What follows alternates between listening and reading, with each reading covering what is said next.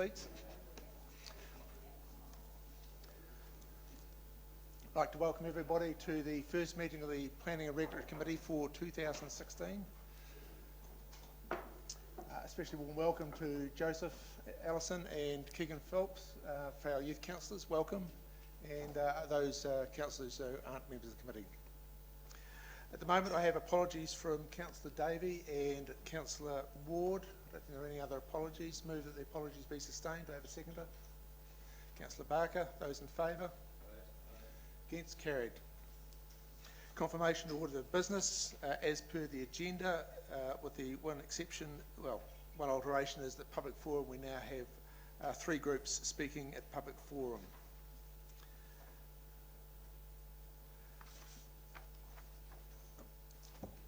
The next item is interests. If there's anyone has any interest that needed to clear, Mrs. Payne. I'd just like to declare an interest as I've been appointed as the Independent Commissioner on the e-plan. Noted. Thank you. Not making decisions. That's, thank you for that. Right, we'll go into public forum. I'd like to welcome Carolyn Hughes and, is it just you, Carolyn? Okay. Welcome. You're speaking on behalf of the Nelson Environment Centre. As you'll be aware, you've probably presented here before. 10 minutes. Yes, thank you. I'll try and keep it to that, if not less. Well, thank you very much, councillors, for the opportunity to speak this morning.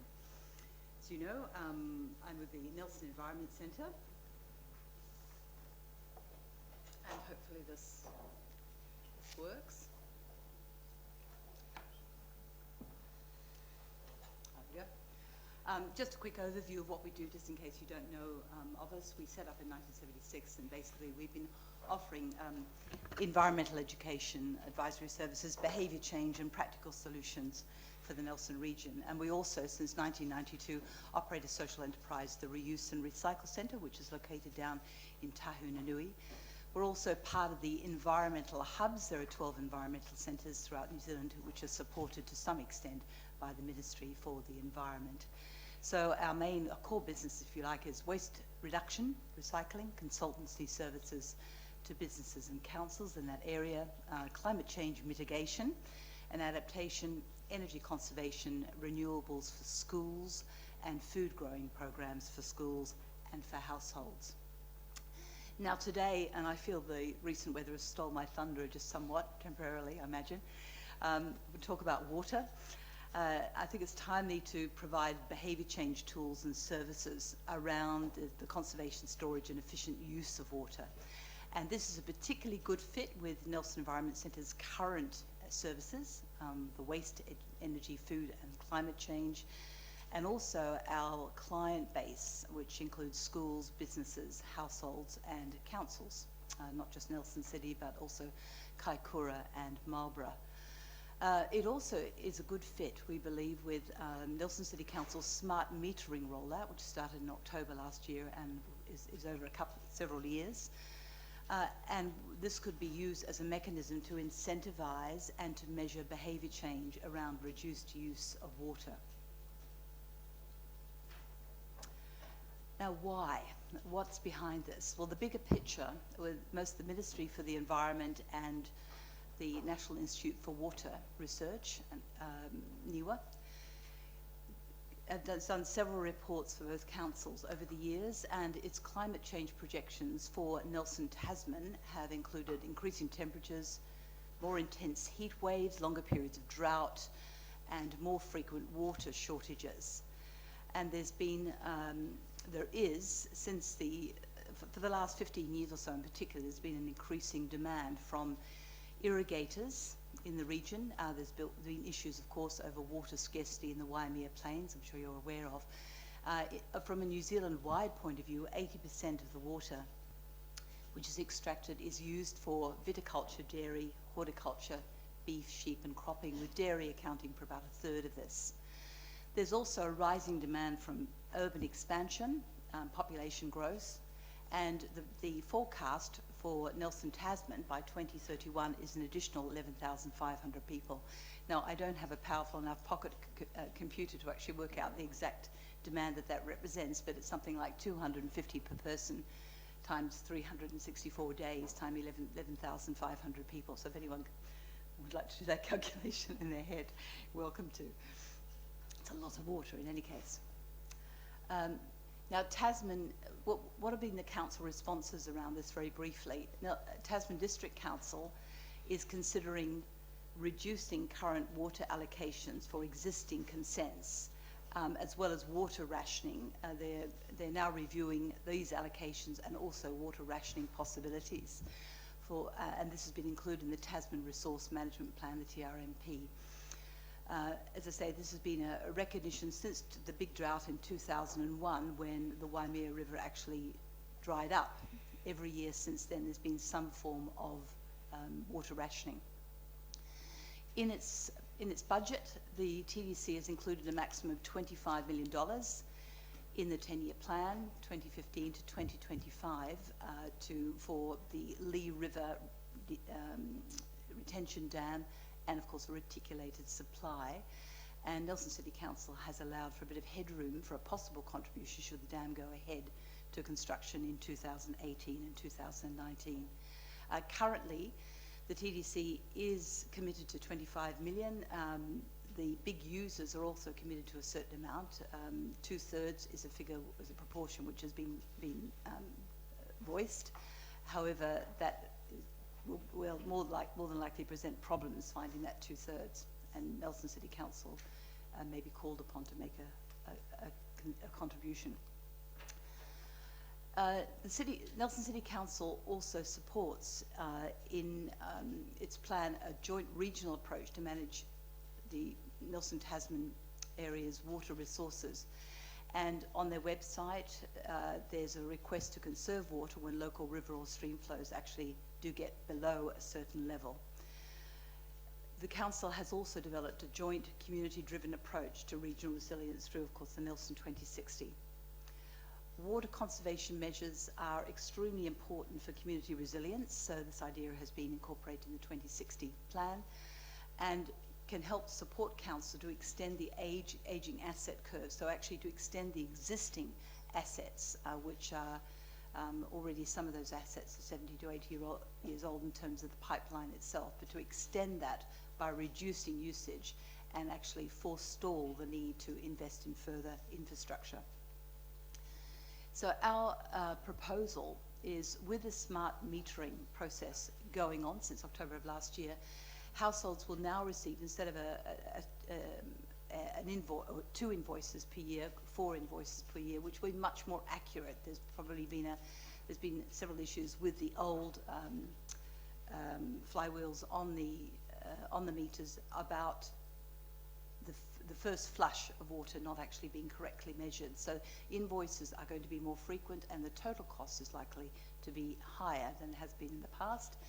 So as these will probably be higher, users will actually be motivated to reduce their use, and this will give both council and NEC a way to deliver water conservation tools and behaviour change services to residents. The council can actually improve and demonstrate water security by making core funding available to the Nelson Environment Centre to help, so that we can help support the council by developing and delivering some of these water conservation tools and behaviour change services to households. Now, there's quite a lot of best practice around the place within New Zealand. Auckland City Council is one which is doing a great deal around this area. They have some development waivers around the installation, for example, of water tanks. There's also the Kapiti Coast, which has a green plumber service going in, checking for leaks and advising people how to reduce those leaks and how to reduce water usage at the same time. So there are several councils which have that actually incorporated already into their expenditure. In terms of the drinking water, nationally only 3% of very expensively treated drinking water, and that also of course applies to NCC with the microfilters, and also the extension of the microfilters, which is going to be happening shortly.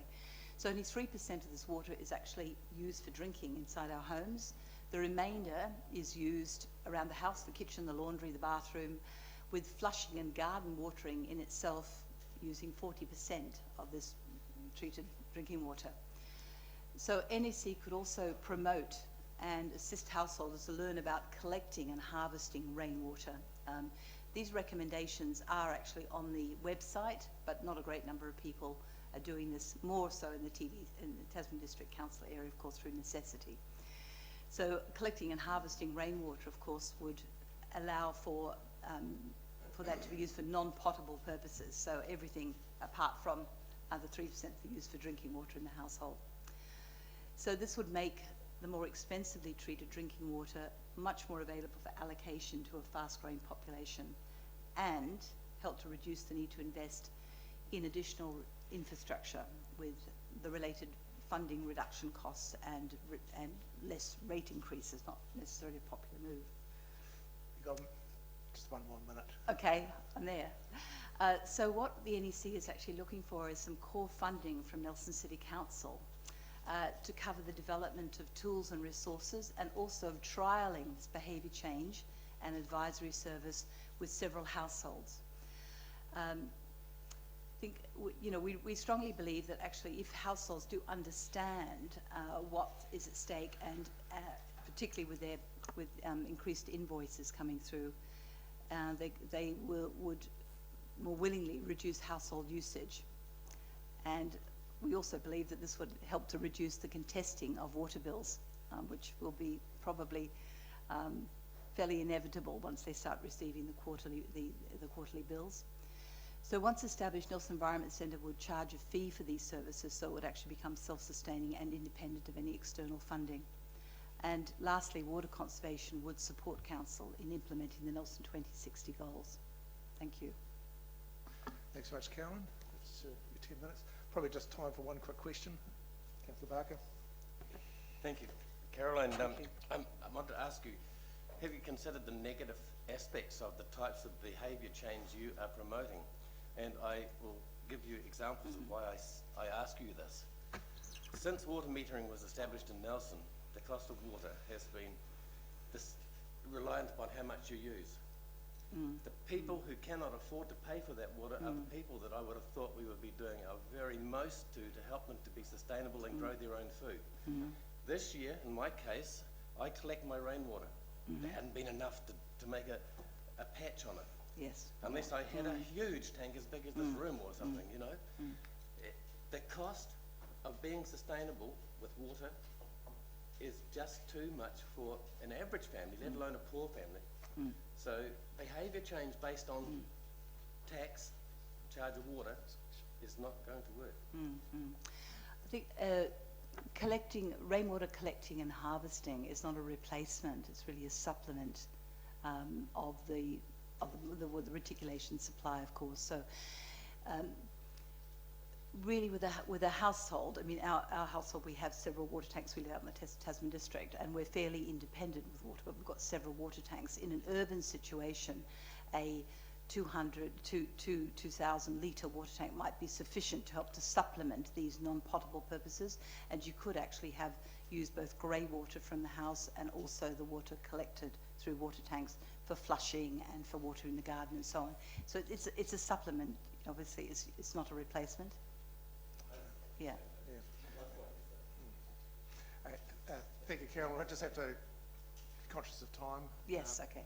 What we can do is that I've got the group manager, strategy environment here. We can certainly have our officers get in contact with you and explore those options that you've put forward. Yes, okay, thank you. Thank you. Next on the public forum is Cynthia McGonville about freedom camping. You'd like to come forward, Cynthia? You've presented before, so... Is this already on, is it? Can you hear me? Yeah, Thank 5 minutes. Thank you, everyone. I've watched the council grapple with Freedom Campus for 6+ years in Nelson City, and sometimes there are things that occur that I see that are totally unacceptable, and they push me to the point of coming along here today. On Sunday and on Tuesday we had 5 campers, and when I talk about them, not talking about self-contained vehicles in the car park down here at the bottom of Trafalgar Street where the sculpture is. On Tuesday there were 4, and I rang the council and I said, you need to send somebody down there and you need to take at least 2 rubbish bags. I said the place is absolutely filthy. There was rubbish everywhere, in the shrubs, in the gardens, across the car park. And I also registered my complaint about these 2 freedom campers, or days of freedom camping. And I had a phone call back later saying that what I needed to do was take my phone with me and call the Nelson City Council when I saw this occurring. Now, I don't believe the public should be your monitors for freedom campers who aren't in the car park. I've seen freedom campers moved from Sovereign Place to Miller's Acre, now to the Montgomery car park, and you don't capture them all, you only capture a few. I mean, why would you stay in a car park when you can park in front of the sea, you can park next to the river, or you can park in parks and reserves? And I see this all the time. And this one incident on Tuesday, when I went lane swimming at Riverside Pool, and there were 2 freedom campers, 2 girls parked out the front, and they came in, they did not come in to swim, they came in to use the shower facilities, and granted they paid, but they spread everything out across the seats in front of the 4 showers, ignored the notices asking people to be considerate and take quick showers, shampoos their hair, shaving their legs, cutting their toenails, and then washing their underwear in the hand basins. Now, I find that totally unacceptable in an environment that's council facility and where you've got mothers with small babies and children. And I reported this to management on my way out, and those women were there for more than 45 minutes, the time it took me to go and do my lane swimming and leave.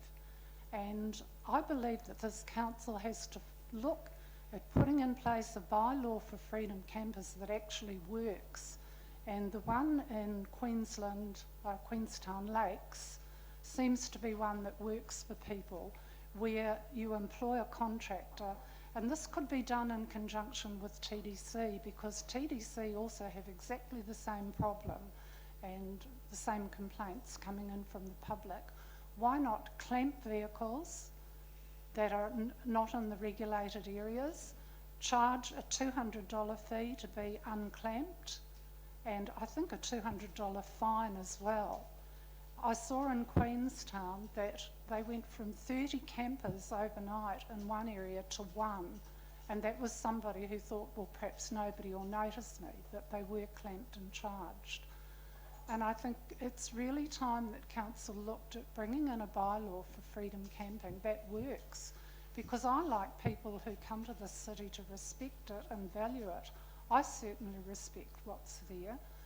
But at the moment, you've got them using all your resources and amenities and getting away with it. So that's why I've come along today.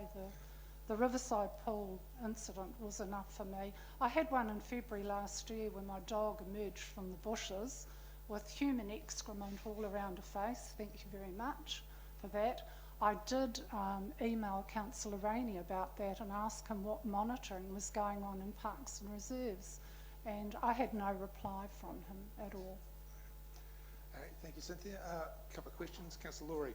A couple of questions from me. Thank you, Cynthia. First is, do you still own a B&B?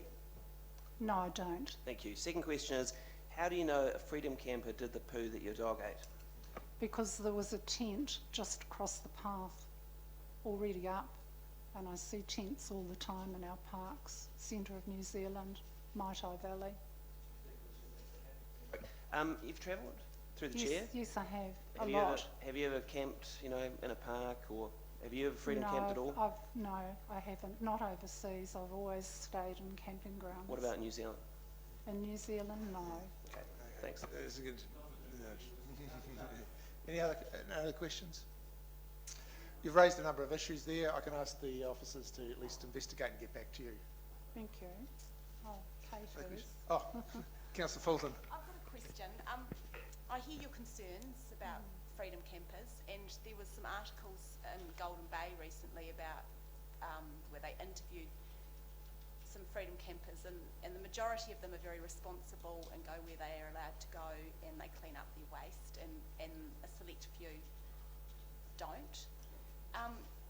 What are your thoughts on, obviously Freedom Campers are generally travelling on a very tight budget, they're often very young, but potentially they could be our future residents. Like, they might come here, love the region so much, and they immigrate here in 10 or 20 years' time. So how do we manage that to be welcoming?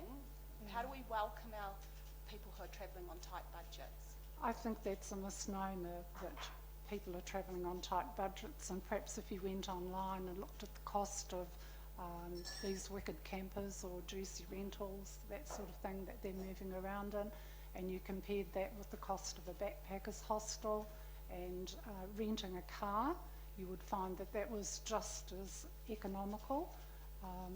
You know, my experience with these people, and maybe they are a smaller part of them, but they want to do it as cheaply as they can, but they do not, you know, hesitate to spend money on things like jumping out of planes and bungee jumping. So There's plenty of money for that. Right, I do, and I think you'll find that a lot of the Europeans come with what they call a fund from their grandparents, and I know this, that they're given in tens of thousands of dollars, young people, once they've graduated from university, to come here and to travel.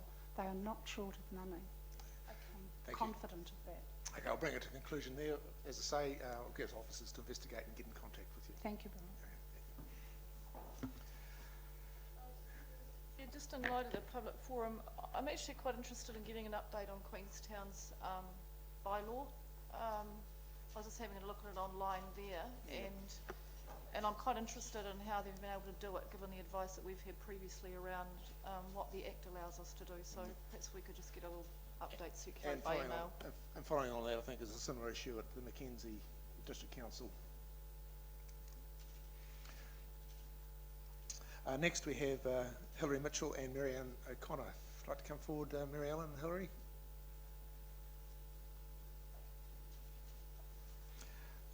Representing a group, so you've got 10 minutes.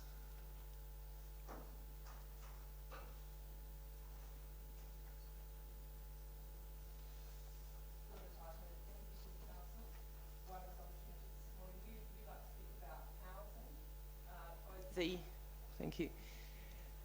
I'll start by talking a little bit about the Nelson situation, and we'll continue from there.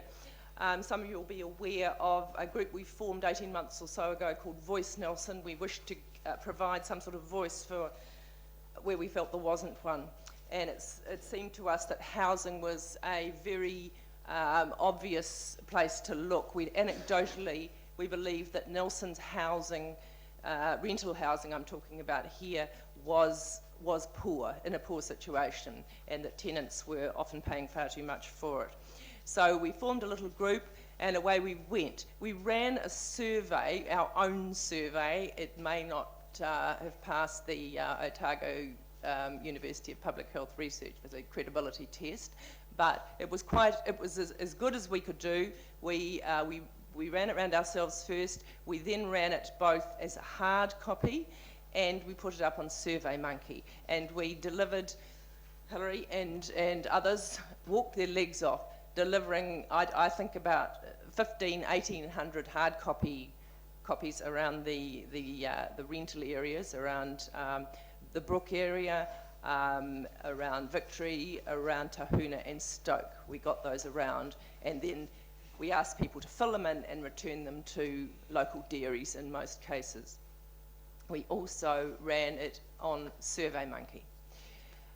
Then we took what we got from both the hard copy results and the electronic results, and we squashed those out. Some of you may have seen the Mail led with quite a big front page article on both a particular property in Vanguard Street, and they linked that to the results of our survey. That was about October last year.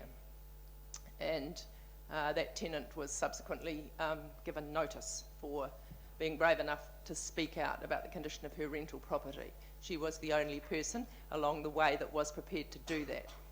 We gave her the Voice Nelson Speak Out Prize as a result, a detail. But anyway, the results of our survey were that, number one, and this was corroborated by budget advisory figures as well, more than 50% of people, 50 to 60% of people are paying more than 50% of their household income in rent. Now, more than 50% was simply the highest choice that we gave. We gave under 25, 25 to 50, and more than 50. It just happened to be the top. So it could well be that people are paying more than that. We simply didn't provide that choice. So a lot of tenants in Nelson are paying a lot of their household income in rent. We also discovered, unsurprisingly, mould, damp and condensation, very big issues for people. Heating, some of the, it'd make you cry, some of the electricity bills that people are paying, and insecurity of tenure. So they emerged as the major problems with rental housing in Nelson, perhaps not surprisingly. So that was our survey. Hilary and I and Kindra Douglas and Glenn Bisdee, some of you may be aware of Glenn and some of the efforts that he's a marvellous one-man band going around providing warm gear and panel heaters and so on for people who need them. We went along and we spoke to our local MP and the Minister of Housing about this very situation. To give him credit, he then actually came along to number 78 Vanguard Street. I took him through it on the 23rd of December. He made the time to come along and look through. That woman has since been, she has been kicked out of there and has found alternative accommodation along the road, but she is under the threat of being taken to the Tenancy Tribunal. She's a bit of another story. There's a lot of threads in the housing story, a lot of threads. Anyway, so what Hilary is going to fill you in on today is the notion of a rental housing warrant of fitness, which I guess some of you will be familiar with, that this has been kicking around for a while. It first came up several years ago, and the University of Otago Public Health Research Unit based in Wellington has now got this developed to the stage where it can be run as a trial. Okay, with two councils who are going to take it on, Dunedin and Wellington, and they are going to have control councils as well. I think the controls will be Invercargill and Lower Hutt. Our point today, we are wondering whether the Nelson City Council would be interested in being part of this warrant of fitness trial. We think this would be very appropriate given the work we have done.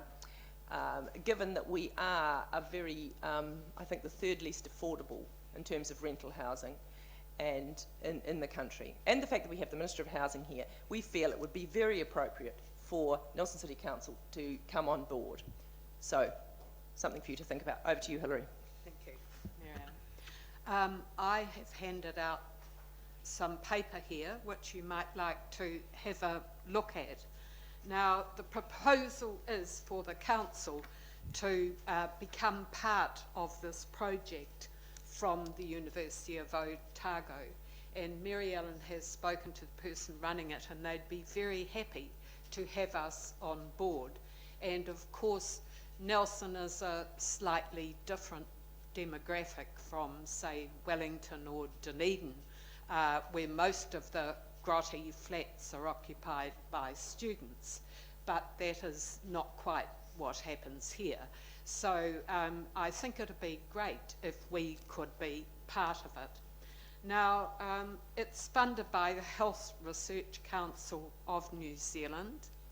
The criteria that they use in this warrant of fitness include ventilation, heating, safety and hygiene, as well as insulation and smoke alarms, which the government is proposing to make compulsory by 2019. And they are going to measure the effects on the rental market. That would be whether the price goes up or whether there's longer tenure and all those sorts of things. And they will be also measuring health effects, and I presume they'll be through the local health board statistics.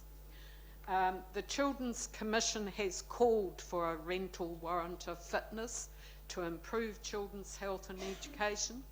The Tenancy Tribunal said it would definitely support comprehensive standards to help them make decisions. And Professor Philippa Howden-Chapman from the University of Otago Public Health says the poor quality of rental housing in New Zealand is one of our fundamental ongoing problems, contributing to our shocking child health figures and the poorer educational performance of some of our children. Now, there are several things attached here. They ran a pre-test in 2014 of using 144 rental houses in Auckland, Christchurch, Dunedin, Tauranga and Wellington. It was a mix of council properties and private rentals. And I have attached here, so that you can have a look, the warrant of fitness checklist which they used in that pre-test. They have adapted it slightly as a result of that test, so it won't be exactly the same. But you can see that it's about being safe with electricity and having handrails and that sort of thing. Children falling out of windows. They want, apparently there are a lot of children fall out of windows. I read some statistics. But you can see that there are a lot of safety things in there.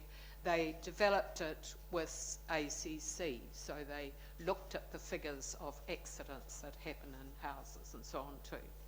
And behind that, there's a summary of what came out of that pre-test. It's about 3 pages, which are 4 pages, which I'll leave you to read. But it's also got the responses from the landlords, many of whom found things they were very happy to fix and which weren't at all expensive. But and the tenants' views are summarised there. So just behind that front page is something taken out of the warrant of fitness manual, which was developed as a result of that pre-test, and it gives you the reasons, the health reasons and the accident reasons and so on. And you will see that this has been developed with the involvement of 5 city councils, ACC, ECA and all those people.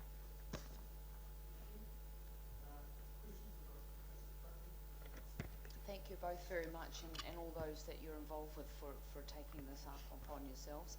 I'm just curious as to a few aspects. The funding you mentioned is already being proposed for the councils that participate in this trial. Is that funding of staff time in terms of, I mean, who's I guess the question is around who's administering this, and do we actually have a mandate to regulate if a place is found to be sadly wanting? Who's responsible for ensuring that that property is up to scratch? And that follow-on question is, and where does the funding come for that process? Right. The funding of the ongoing warrant of fitness, the idea is that is laid on landlords. So landlords are charged $250 for every inspection period, which they think will be about once in 5 years. So it's a business expense, okay, so that the landlord in fact pays. So it's, in that respect, it's cost neutral to councils. So in terms of the actual getting it established, there will be some hidden staff costs, I guess, in making this happen. The research unit in Wellington, they have a budget, they have a travel budget, and their Lucy Telfer Barnard, who I've been dealing with, she, for example, would be able to come over here and talk about a little bit and assist with getting that established. So the ongoing costs rest with landlords. But is there a possibility to regulate it in a sense of, or is it entirely voluntary up to the landlord to actually get their place into? The pre-test they did were voluntary landlords, so they were possibly the more agreeable ones. But in the longer term, if you're going to make this compulsory over all rental housing, you would probably need a bylaw change to bring that in. But that would have to be investigated. And there is a manual for all of this to show you all the steps and how to do it.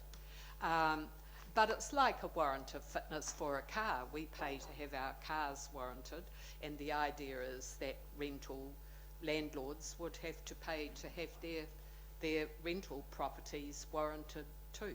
And it's not a great cost if it's once every 5 years, is it, to anyone? In the trial, the assessment average time was about 50 minutes, so it was less than an hour for a full inspection of a rental property. Yeah, thank you, Mr. Chair. You might be able to help me here.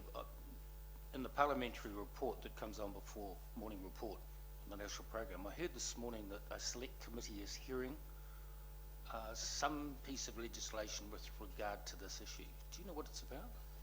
I think, without having heard that, Paul, I think that is the Strengthened Residential Tenancy Act that the national government is putting through, which is demanding smoke alarms and insulation by 2019. Nonetheless, the onus still rests with tenants or a tenant representative organisation to take a case to the tenancy tribunal if there are problems. There's absolutely no inspections attached to that. It's extremely light-handed, and this is where the Children's Commissioner, who is calling for the warrant of fitness, calls this tenancy bill a broken promise, because it was introduced a month after Emilita Bourne's death last year in Auckland. You remember that? And they brought this in, but we would have to say that compared to, say, a rental warrant of fitness, it is a very feeble piece of legislation, and he is saying, come on, wake up, nothing's going to happen so long as tenants are having to, when there's an undersupply of housing, tenants whose lives are frequently chaotic, that is who is being expected to take the case around rental housing. Can I just follow up with a very short one? The Minister's reaction to this? Nick Smith? Well, he talks it up, of course, it's his legislation. He believes that is sufficient. We do not believe it's sufficient. I guess that's where our paths divide. We feel that there needs to be something where you have much more compulsory, quicker. 2019 landlords have got to get insulation and smoke alarms, and so where the onus is not on a tenant and whose lives may not, they may well not be equal to taking a case to the tribunal.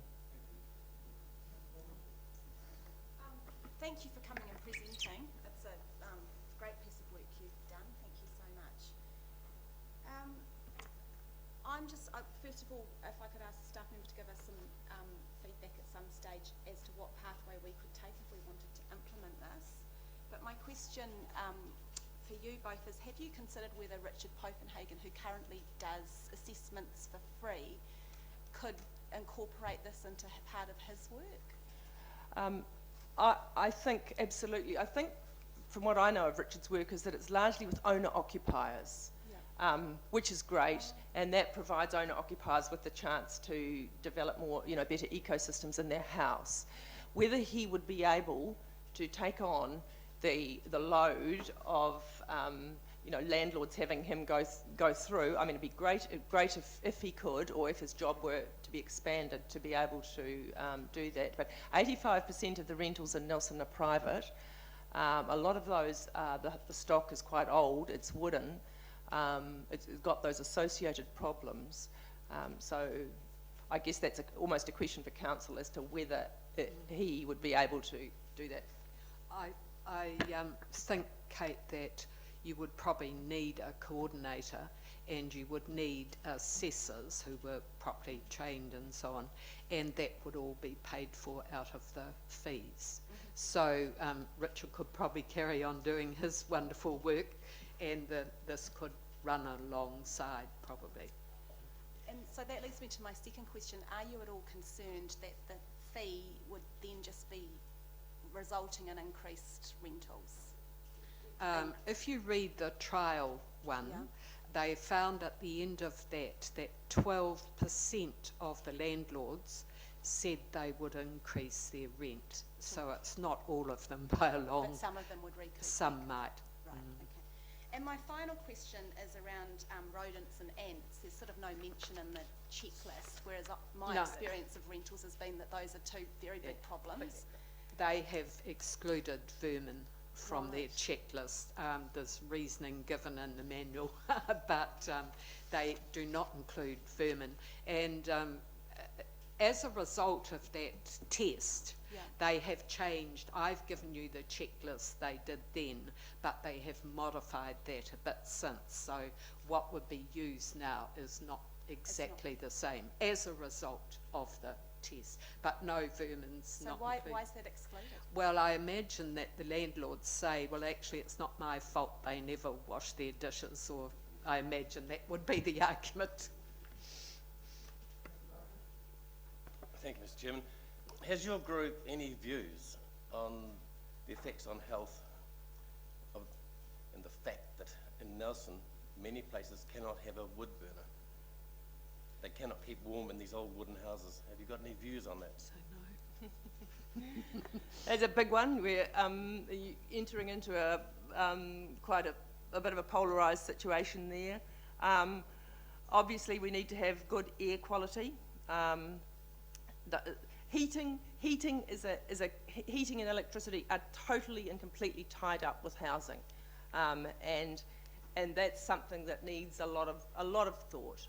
You know, how we do that. I think there are, again, Nelson Environment Centre and some of its work around and what the council has done around how to, you know, eco-fit houses in simple, cheap ways are very, very good. There's an education factor in there.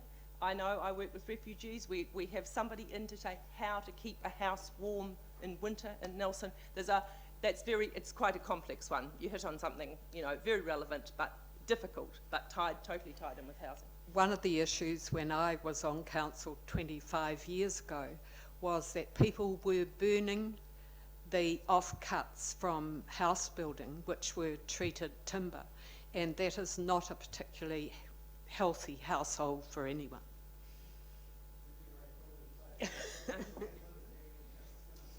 No, they do. Yeah. Sure. Thank you, Mr. Chair, for the opportunity to ask a question. It sort of transgressed onto an important issue before the council with wood burners and so on, but with, and just to give you some context to my question, my thinking is they're quite different issues really, because one deals with an NES standard on air quality and the other deals with warm homes as a general issue. And the context of my question is there seems to me to be a failing in government policy where there's an NES standard but no quid pro quo support for warm housing as the alternative. And my question is, does the Residential Tenancies Amendment Act or the one proposed to put on, does that trump the NES on air quality? So for instance, does that say you may now have wood burners throughout New Zealand to heat homes and Not houses? that I'm aware of. No. Okay, thanks. Thank you. Just thanks for being here. I think some great ideas there, and some of this is very much overdue. Do you think, though, this is more just a band-aid over a bigger issue with the housing, and that this is going to be an issue that's going to get worse as, unfortunately, our society seems to be less people are able to own, talking like young families, less people being able to own, and we're getting this rental situation which sort of undermines the social stability of our community, the fact that people were never in a secure spot where they're schooling their kids, etc., moving around, and you're at the whim of the rents, etc.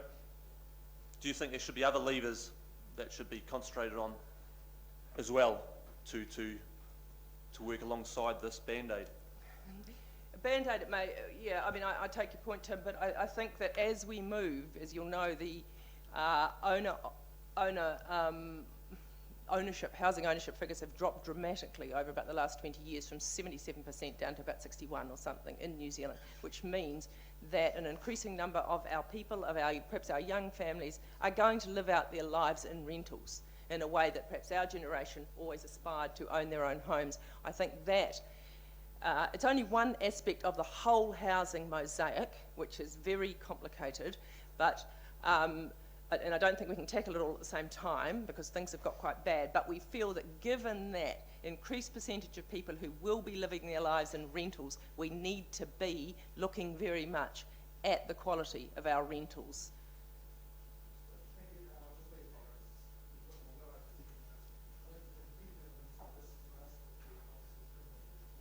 Did you say that we're welcome to be part of it? Can't hear.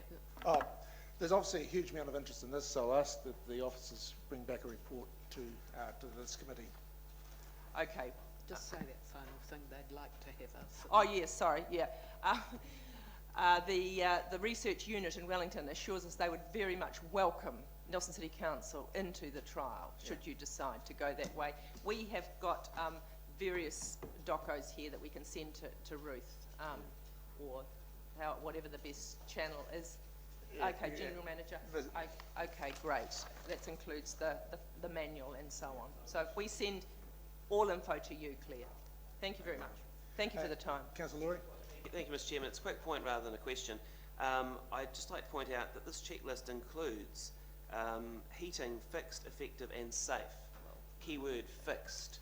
At the moment, we don't have any requirement in Nelson for landlords to provide fixed heating, and I think that addresses one of the concerns that's been raised.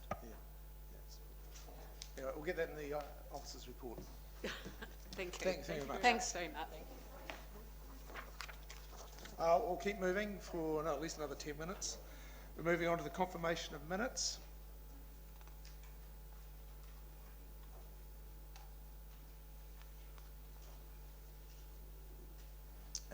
These are the minutes of the meeting on the 26th of November, a relatively short one.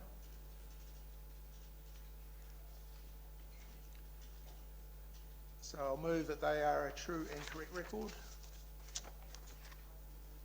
Seconded, Councillor Laurie. Any discussion? I'll put the motion. Those in favour? Aye. Against? Carried. Next is the status report. On page 14 of the agenda, there are really only two items there: the land development manual review and the Nelson plan. And work in both of those is ongoing. Is there anything you need to add, Ms. Barton? Happy to take any questions. No questions. Move that the status report and its attachment be received. Do I have a seconder? Councillor Laurie. Those in favour? Against? Carried. Chairperson's report. Take that as read. Just two items that I'd add to that. One is the fencing of the of waterways. Is that currently that the council does provide a 50% subsidy for landowners to provide fencing of waterways. Encourage people to take that one up. And the second one is the land development manual. We did have a meeting of the steering group on the 15th of December at the TDC. Work is progressing very, very well. The next steering group meeting is late March, early April, probably will be more late March. Some differences are noted with reserve standards. Nelson tends to have a rather prescriptive, whereas TDC uses a New Zealand standard. There's a stakeholder workshop scheduled for late April, early May, and there's a brief being prepared for a legal review. Turns out that stormwater tends to be the hot topic, and there's some complex issues to be worked through, a matter of finding the right balance, and wastewater is pretty well right. They're using off-the-shelf products. That was over a couple of hours. So I move that my chairperson's report be received and contents noted. Councillor Batherson. Yeah, thank you, Mr. Chair. I was a little surprised under 3.2 to see comment being made about the Southern Link investigation, and some members of this committee attended. Can you just give me a little bit of a background on it? I wondered why it's on this agenda to start with, but put that aside. Why and were these Just people updating invited? the committee that I went to a meeting on hosted by Southern Link study, hosted by NZTA. You invited? Yes. Was everybody invited? There's a wide group there that were invited. But I'm speaking as from the chairperson. I'm speaking as the chairperson. I was there. Yeah, that's fine. But was everybody else invited? I believe so. I have to check with them. Well, I was invited. Were you invited? Just seemed a bit. It just seemed to be. I mentioned that I'm keeping the committee updated where I was. I went to a meeting with the NZTA about the Southern Link investigation. It was a very, very brief report. I was there. Yeah, that's fine. Good. I'm not arguing about that. I just wanted to know why in particular that members of P&R committee and yourself were invited and I wasn't, and Councillor Barker obviously wasn't. I mean, sounds like a bit of history repeating itself. Okay, well, I'm asking the question, you give me the answer that you were invited, so that was fine. Yeah, thank you. I'd like to follow up question on that, and the question is, can you be specific? Who were the other elected members who attended? Obviously having been invited. The other ones were Councillor Copeland, the Worship the Mayor, and I believe Councillor Davey. Sorry? Councillor Davey. And you don't know in what form the invitation was made? No.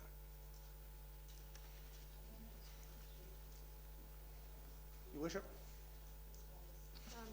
Thank you, Mr. Chair. I've got a question in relation to 3.8 of your report, but I will just, perhaps to assist the members of the committee, I was somewhat surprised, like the Deputy Mayor, to see this in here, as it's not on the delegations of the Southern Arterial matter. It's not on the delegations of this committee. Just to help the other members, the invitations are extended through my office in negotiation with NZTA. They ask me and we discuss, and the invitations are confirmed by me. As I advised the council at the last meeting, the invitations were to specific council members, not members of the Planning and Regulatory Committee, and I think that's probably where the confusion arises. Now, back to Resource Management Amendment Bill, centralising decision making. Mr. Chair, I'm just wondering what you might mean by that. Is that in relation to resource consents, or is that plan changes? Just that comment there at 3.8. In terms of? Centralised decision making. I'm just wondering if you could expand on that. Use of national templates, probably the Resource Management Act. Is that the national template for plan writing, as opposed to decision making? I just hadn't picked up in the bill something that was doing where there was more centralised decision making. There's one section I could see in there, but I just wasn't sure if I'd missed something, that was all. Yeah, it's mentioned in the the Strategy and Planning Quarter report. So in terms of the Resource Legislation Amendment Bill, there is a proposal around a national planning template. There is also the potential for the Minister to be able to fast track some plan change processes. Beyond that, there is no change other than trying to speed up consent processing within councils. Councillor Ackland. Oh, thank you, Mr. Chair. I'm not part of this committee, but thank you for the indulgence to ask a question. Just on the point, I accept the conversation's been made that this isn't a planning and regulatory issue. There's not members of the planning and regulatory team that go to the Southern Arterial investigations at 3.2, 3.3, 3.4 of your report, but I appreciate the fact that it's included in your report, because that's the first I've heard of meetings on those dates. It's useful for me to hear that those meetings have taken place. Thank you. No discussion or questions? I'm having difficulty in understanding this 3.8. Reducing the ability for the public to participate in decision making. The public have never participated in decision making on resource consents. Yes, they have. No, the decisions are made by commissioners. And people can have input. Right. It's draft legislation. Right, I'll move the report be received. Do I have a seconder? Councillor Copeland. I'll move the report be received. Contents noted. Those in favour? Against? Carried. How are we going for time? Might deal with the parking control bylaw. I think that would be a pretty simple one to deal with at this particular point in time. Have we got an officer here? No, we haven't. Oh, well, in that case, we'll take a break for morning tea, back at 20 to 11.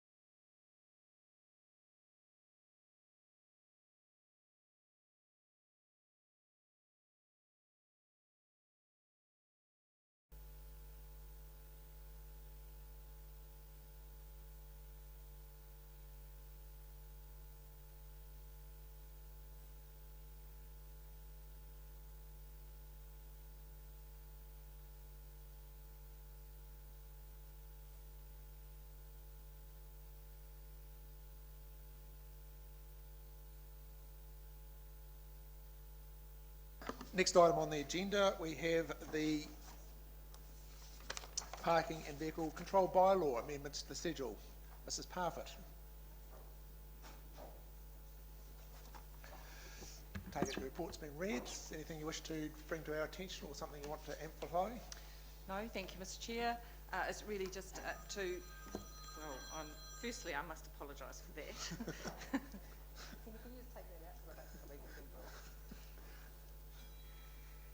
So I take it the report is read. This is the purpose of bringing it to this committee is for formal adoption so that we can update our vehicle control and parking bylaw for enforcement purposes. So I'll simply take questions if there are any. Any questions, Mrs. Parfitt? Your Worship. Thank you, Mr. Chair. Nigel, I'm just looking at the changes proposed for Main Road Stoke. This is at 5.12 of the report, and this is to allow for the bus that's going to come along here.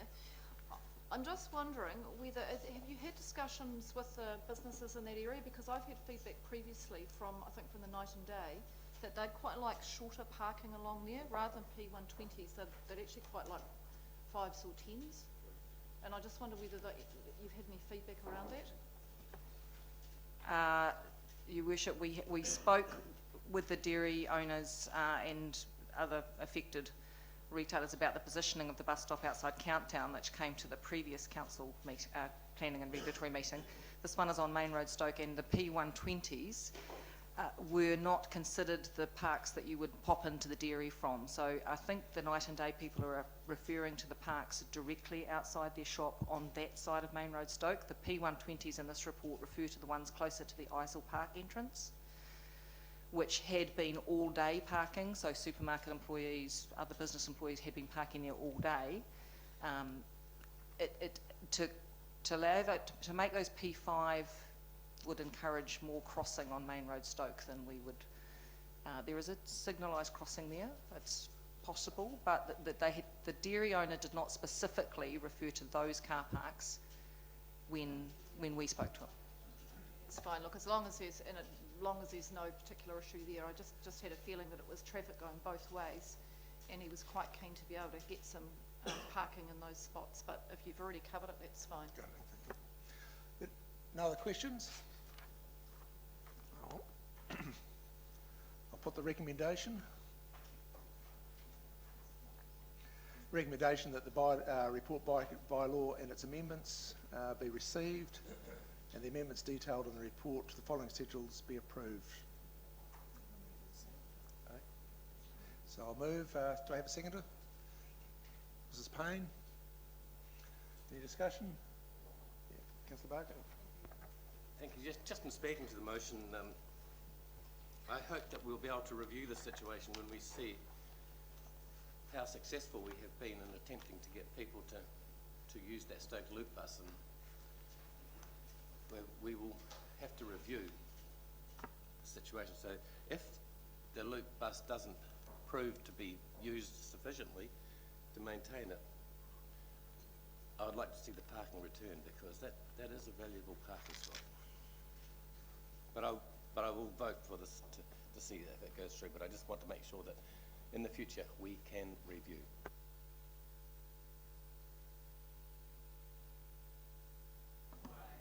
Against? Carried. Thank you. Next one is the fees and charges. RMA documents under the Special Housing Accord and Special Housing Act. Ms. Bishop. Good morning. Yes. Take it the report has been read. Yes, thank you. All of it.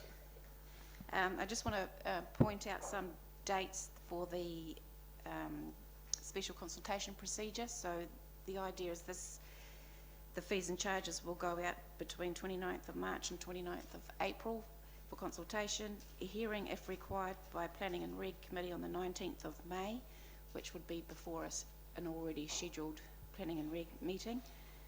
Deliberations by Planning and Reg on the 2nd of June, which will be an additional meeting, and then Council to adopt on the 16th of June. Just for members to note. and I'm happy to answer any questions. Any questions? Councillor Copeland? It's just really around process. As I was reading through this report, I was just struggling to understand the reason it was going out for public consultation. My thought was, we obviously constantly approving the fees and charges, but with the special housing accord and the HASHA, I'm trying to find the page here, is this replacing another requirement on a consultation process with these fees and charges, or? Through the chair, any fees and charges set under the Resource Management Act has to go out for a special consultation procedure. That's in section 36, I think, of the Act. And for the HASA stuff, that is new fees and charges that we haven't set before, so that again needs to go out, although the fees and charges for resource consents under that process will be exactly the same as the fees that we have for other resource consents. So is that the trigger for the consultation process, the inclusion of those two subsections, if you like, with the special housing accord and the... Not exactly. So the way we have been doing it has been setting fees and charges each year, and because we set it each year, they have to go out for public consultation. But from now on, we're only proposing that any proposed changes to the fees and charges then come up to go out for consultation. So if the fees and charges next year, for example, are proposed to stay the same, you may not get a report to this committee, and we'll just keep them as is until such time as they do need changing. I understand. Okay, thank you. And a subsequent question, if I may. This is going into the discretionary fees around licensing. There was an attachment. Is that part of this? No, it's not actually. No, it's the next one. Thank you. I've got, if no one else got any questions, I've got two questions. One is that the HASHA Act, that ceases, what, about 16th of September this year? That's correct, yeah. So we're setting some fees and charges that really are applicable for about 3 months. Yeah, but it has to happen. We've got areas that have been confirmed by Cabinet that come into force today, I think, Order in Council today, that they are enforced. So we could expect to have received some applications under that. So the next thing is, so long as the applications are coming in, I assume, or confirm or correct me if I am incorrect, is that so long as the application comes in before the demise of the HASHA Act, is there a residual, is there a time lag that those applications have to be processed and the work commenced for those developments? Because I think we've approved something like eight special housing areas. So, Nine. so through you, Mr Chair, in terms of any application that comes through HASHA, they have to be lodged by September 2016. They don't have to be processed by that date. So if there's further information required, that can occur after that September date. And is there a time lag that they have to be completed by? Bearing in mind the whole purpose of the HASH Act was to free up land and get more housing stock into the market. Yeah. There is not a definitive time in which they actually have to undertake the works, but the understanding of those that have put forward special housing areas and want to be there, they're already wanting to go. So we don't anticipate there'd be a huge time lag. And just to add to that, Mr Chair, the resource consent could stipulate a shorter expiry timeframe than what is already the default in the Act to achieve the purpose of HASHA. Yeah, thank you, Mr Chair. Can I, you may be the one to answer this. In the special areas that we agreed to recently, there was one area that could accommodate 44 units. And I see it's now been looked at as a luxury apartments mix. And I'm a little confused. I thought this was to create new housing, and this site, which I know we agreed to 44 units on it, is now looking at a different type of apartment complex. Does that still qualify under this agreement? So through you, Mr Chair, I'm not entirely sure which site you mean, but in terms of the requirements, they just need to put forward a development. So whatever they're proposing would qualify in terms of the special housing area. Through the That chair, seems to- just, that sorry. appears to me to have sort of quite missed the purpose of the plan. Yeah, I could add to that, through you, Mr Chair. If they do decide to apply for a resource consent under HASHA as opposed to the RMA, the purpose of HASHA is taken into account. It's the highest weighting when we consider the impacts of the development. So we will need to compare the development to the purpose of HASHA. And if it doesn't meet the stated goals of HASHA, then we can still decline it, publicly notify it, do the rest as you would normally through a resource consent. Oh, okay, thank you. That's helpful.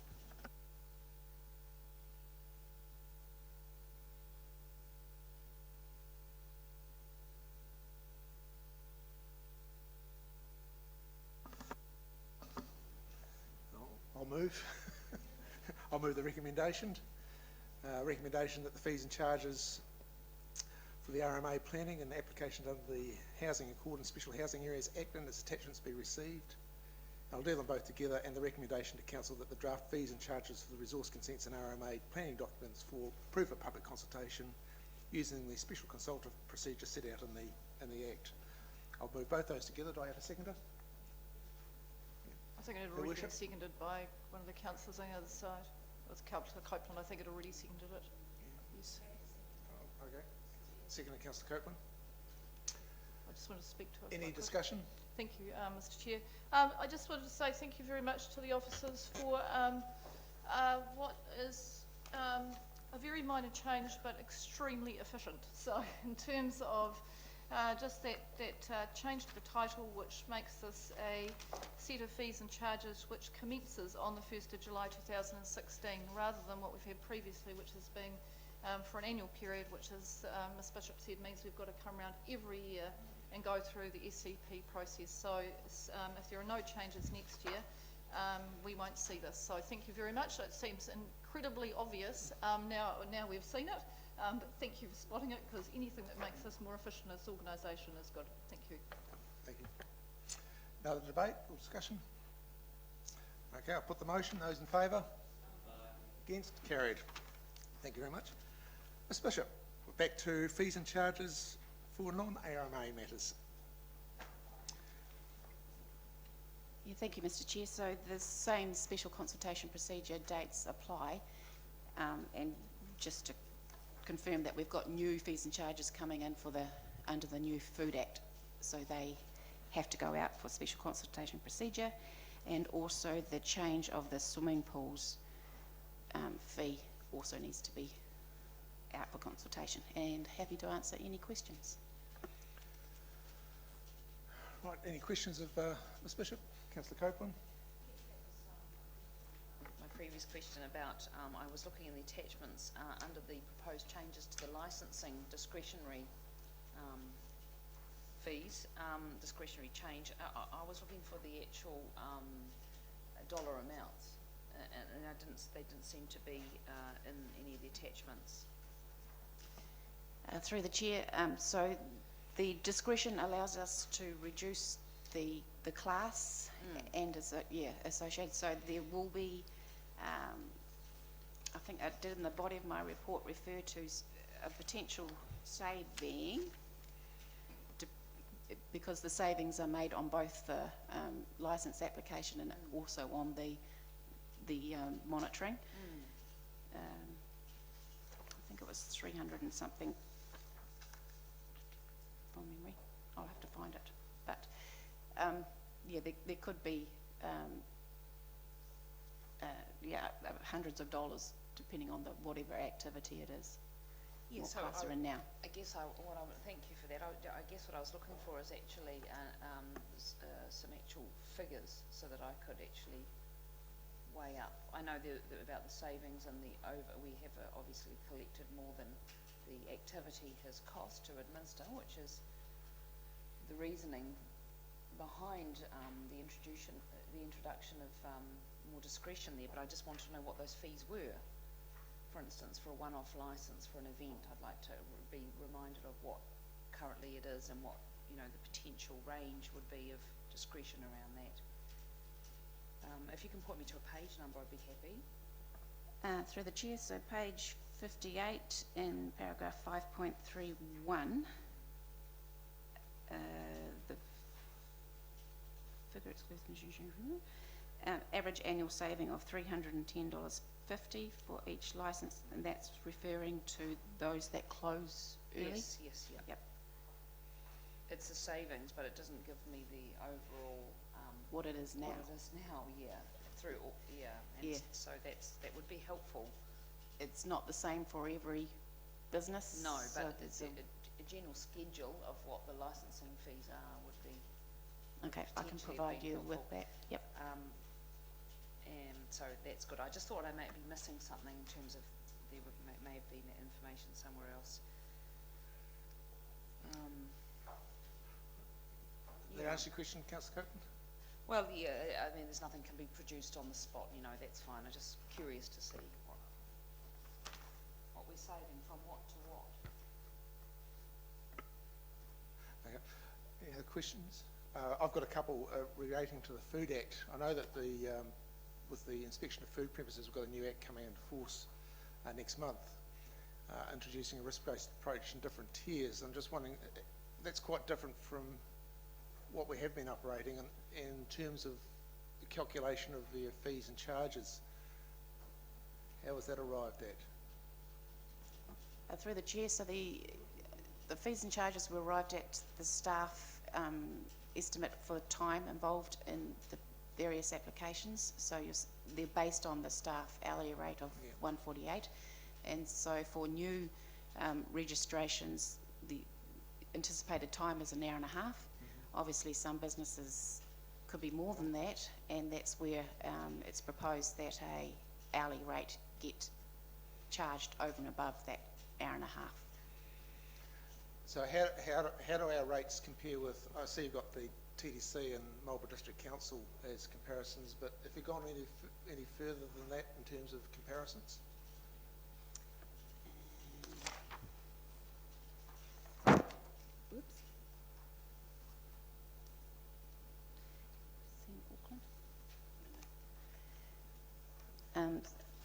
I'm not entirely sure, Mr. Chair. Right. Yeah, no, that's as far as we did for comparison so far. Yep. And MPI charges are a little bit less. Is that because they've got a slightly different regime? Or they got more generous and less overheads? So what they will be doing is a narrower scope. Yeah.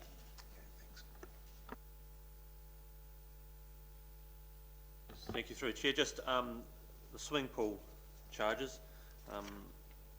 So if I get this right, with the better monitoring and compliance happening, the annual charge is going to drop for those who've got pools who meet the arrangements or compliance each time, but will go up for those who need additional visits to bring them up to compliance. Is that correct?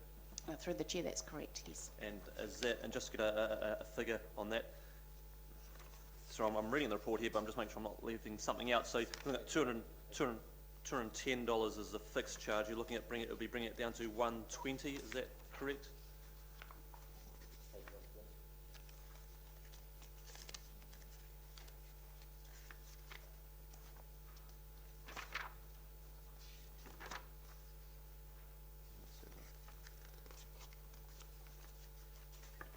Through the chair, so that monitoring inspection standard charge would come down to $100. Yep. And any time over and above that initial inspection will be charged at an hourly rate of $125 to a maximum of $500. So and I'm sort of going over it. So looking at $100 should be what people would expect instead of the 210, all going well. Through the chair, that's correct, as Oh, long no, as that's, everything's up to standard. No, that's great. I'm a firm believer in making sure these pools are safe and well, but I've been getting a lot of feedback from residents who are, they're keeping their pools well and up to date for year on year and year, and they feel like they're being penalised the amount of time it's being spent, and they're making the effort. So I commend those changes, and it will benefit those who are doing it right, and put an incentive for those who aren't doing it right to make good, efficient use of our time. Thank you.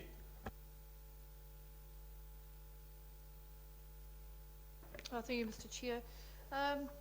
Ms. Bishop, I just want to have a look at the alcohol licensing, and I'm looking at paragraph 5.23 of the report. And I just want to understand, under the Act, what the circumstances are that allow us to alter the fees charged. So I'm reading that paragraph which says, we can decide to set different fees through a bylaw process if the national set fees don't fairly reflect the cost of the alcohol licensing and inspection service. And I just want to understand whether there is a provision that links in terms of the cost of the service to what's proposed in here, which seems to be a incentive situation around closing times. Now, I just want to understand under the Act how you make that linkage. So through you, Mr. Chair, under the nationally set fees and charges, there is already incentive for businesses that close earlier than 3 a.m. and prior to 2 a.m, I think. So there's different grades, and they associate that with the different risk. The longer people are exposed, the longer, well, you know the results. So it's using that same principle and just taking that a step further for those businesses that close even earlier. A follow-up question. I understand how the Act works, so I understand that it's already there under the Act. But what I'm asking is, is the legislation written in such a way that we can then vary again the fees and charges based on an incentive system as opposed to based on the cost of the inspection service? Because when I read that paragraph, it tells me that we can introduce a different set of fees if the nationally set fees do not fairly reflect the cost of the alcohol licensing and inspection service. And I'm just trying to work out whether the Act gives us the ability to, what I would need to know is that the cost of the alcohol and licensing inspection service is greater, again, for those premises that are 1 hour late, staying 1 hour later in terms of their opening, that you could actually relate that back to that paragraph, unless there's something else in the Act that says, furthermore, we can vary the licensing fees should we wish to incentivise early closing.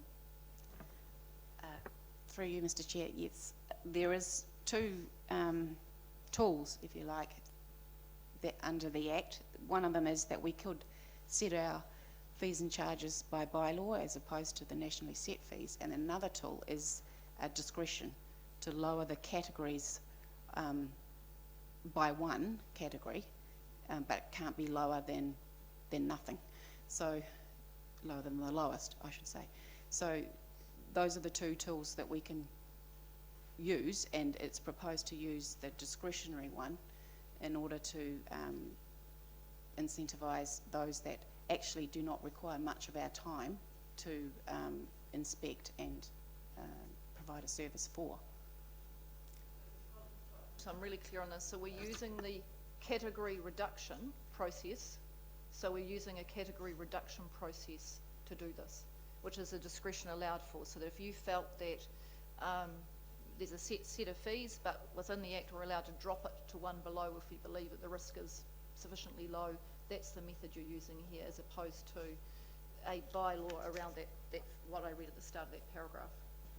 Through the chair, that's correct. Okay, sorry for the confusion. I'm clear on that. Okay, so we're moving them by one.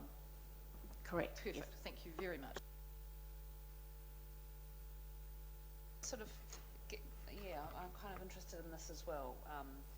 I'm understanding, if I understand correctly through the report, the motivation as spelled out in the report to reduce the categories by discretion is that we have more of a collection than the cost of service. We have a budget, we have more money than is required. That's obviously related it cost us less time and effort than we thought it would. Through the chair, so the fees, we're using the national default fees. So the provision of service ranges throughout the country, but for our efficient service, we are experiencing some surplus.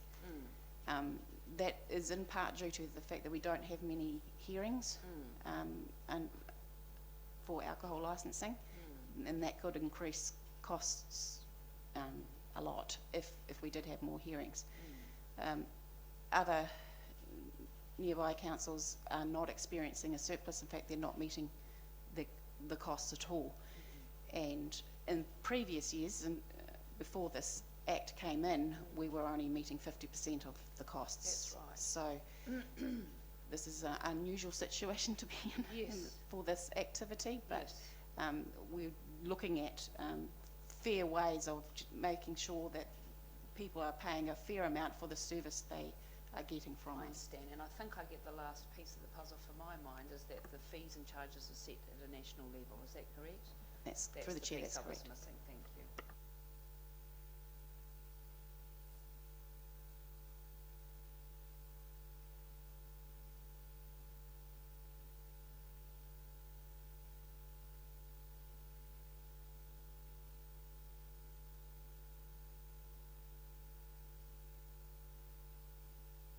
Happy with that?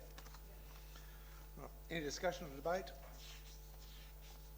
There being none, I'll put the recommendation that the report be received, and also the recommendation to council about the dog control fees, the environmental health, draft food act, alcohol licensing fees, property information fees, draft swimming pools act fees and charges, and dog control,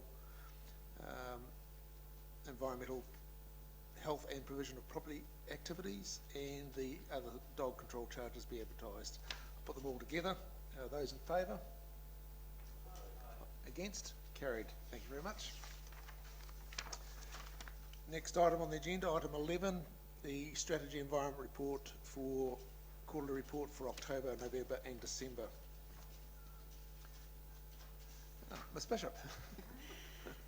Yes, thank you, Mr Chair. Mr Hill was here before, but He's gone. on his way. Right. Okay. Yeah, so the report's been read. Happy to answer any questions. Just an update. There was a mention of the Stoke Community Centre having its hearing on the 20th of January in the report. Just an update of that. The resource consent decision for that is due out next week.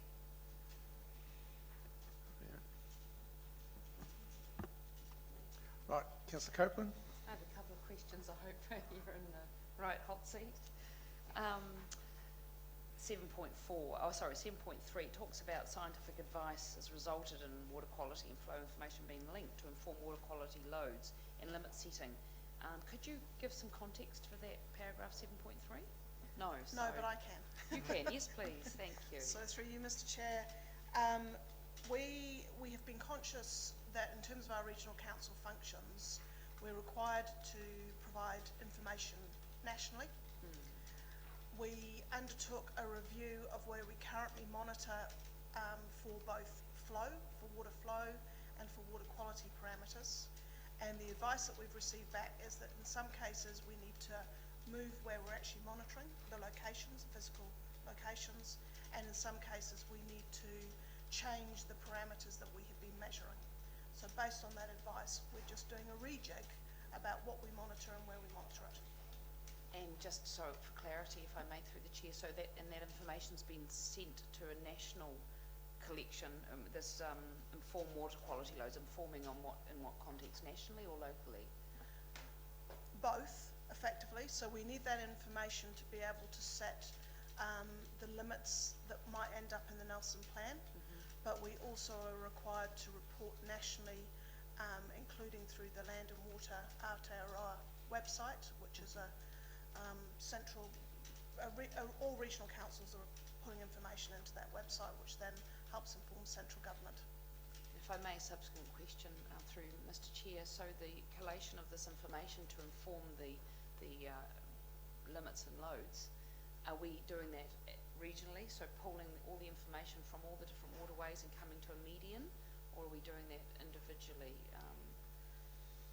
So, how will that process? through you, Mr. Chair, the process is that those limits may be different across some of those waterways, just depending on what the contaminants are that are at issue.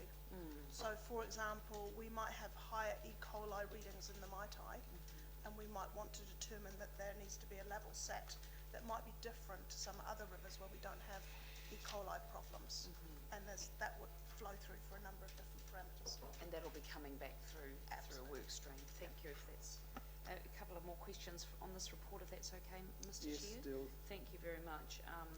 The meteorological monitoring station to the Broads playing fields. I'm not aware of that.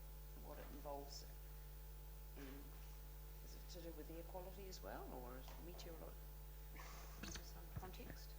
Through the chair, good morning everybody. The station that's been set up at the Broads is primarily around wind and rain and sort of air temperature type readings. So that's primarily around a station that is now no longer suitable because of infrastructure that has been built around it, which affects the readings. So this was a site that was deemed to be the next best. Better, so okay, I understand. Thank you. I just have a couple more, if that's okay, on this Please. report. The EnviroSchools program, they've received awards, which is fantastic to hear. The Victory Square Kindergarten and Stoke Kindergarten, Tahuna. What do they do to actually reach bronze and silver level? Through the chair, I don't know exactly the detail, but there's a set criteria that they have to reach to get through the various levels, and I think some of our councillors here have attended those, so may be able to elaborate on that. But I guess the EnviroSchools coordinator plays a very good part in that, and they, I think, help to determine when that level has been reached. But I can certainly get back to you if you would like the detail around that. So through you, Mr. Chair, I can also add to that. So the criteria are things like, if you're in a bronze level, you have to do certain things. So you might be putting in some sort of planting area so that children are actually learning about vegetable growing and those sorts of things.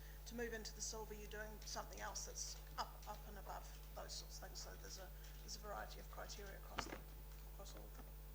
Oh, that's fantastic. And I just had one last question, and it was around the experiential evidence of the increase in recreational value of the Maitai this summer. I'm just wondering if there's anything that can be attributed to. It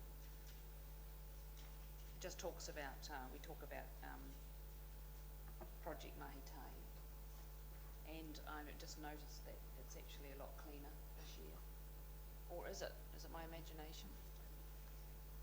Through the chair, I think there's been a number of projects put in place to try and determine where effects have taken or occurred in the past, and there's been certainly some improvement around sewage leaks and dye testing to track where there have been issues, and there's obviously ongoing work in the future to try and improve the overall quality of the Maitai. So I think it's a combination of all of those things, and obviously continued work will help to improve it.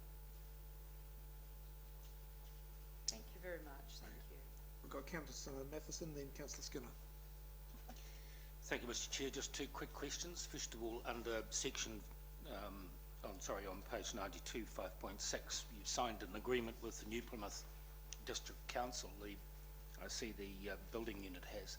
Have we got the capacity to be able to do their consents as well? Who's answering this? Sorry. So through you, Mr. Chair, Martin Brown is unavailable today, so I will answer. We have been very careful about making sure that when we enter into those agreements, we do have the capacity to be able to handle them.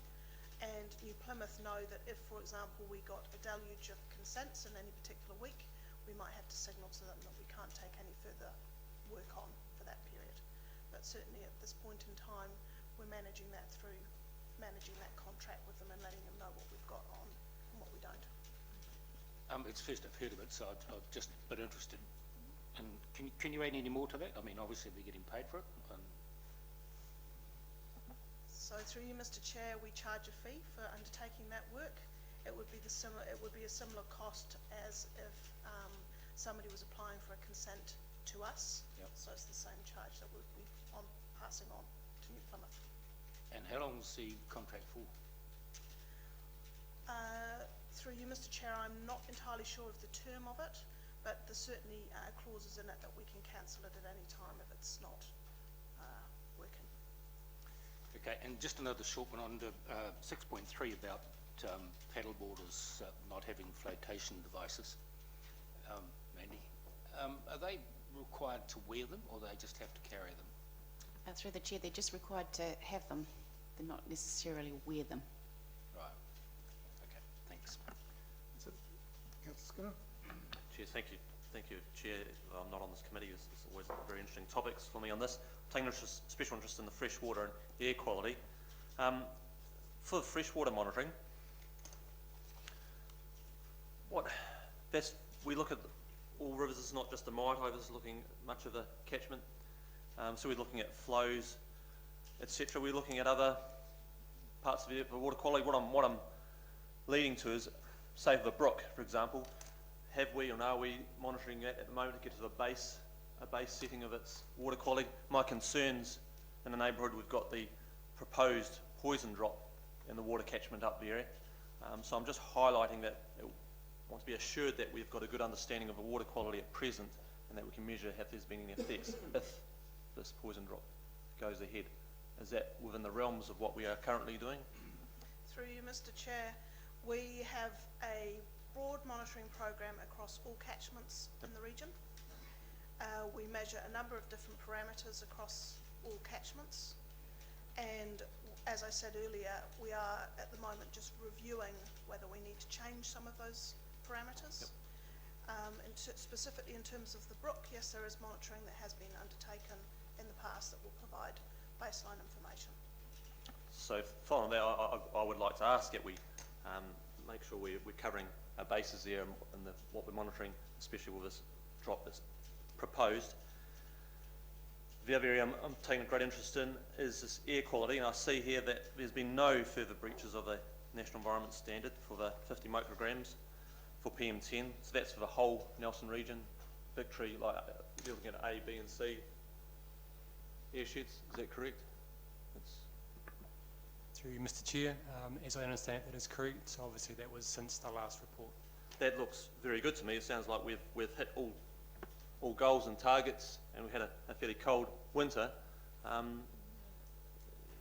From that, do you perceive there to be any issues in air quality following this year?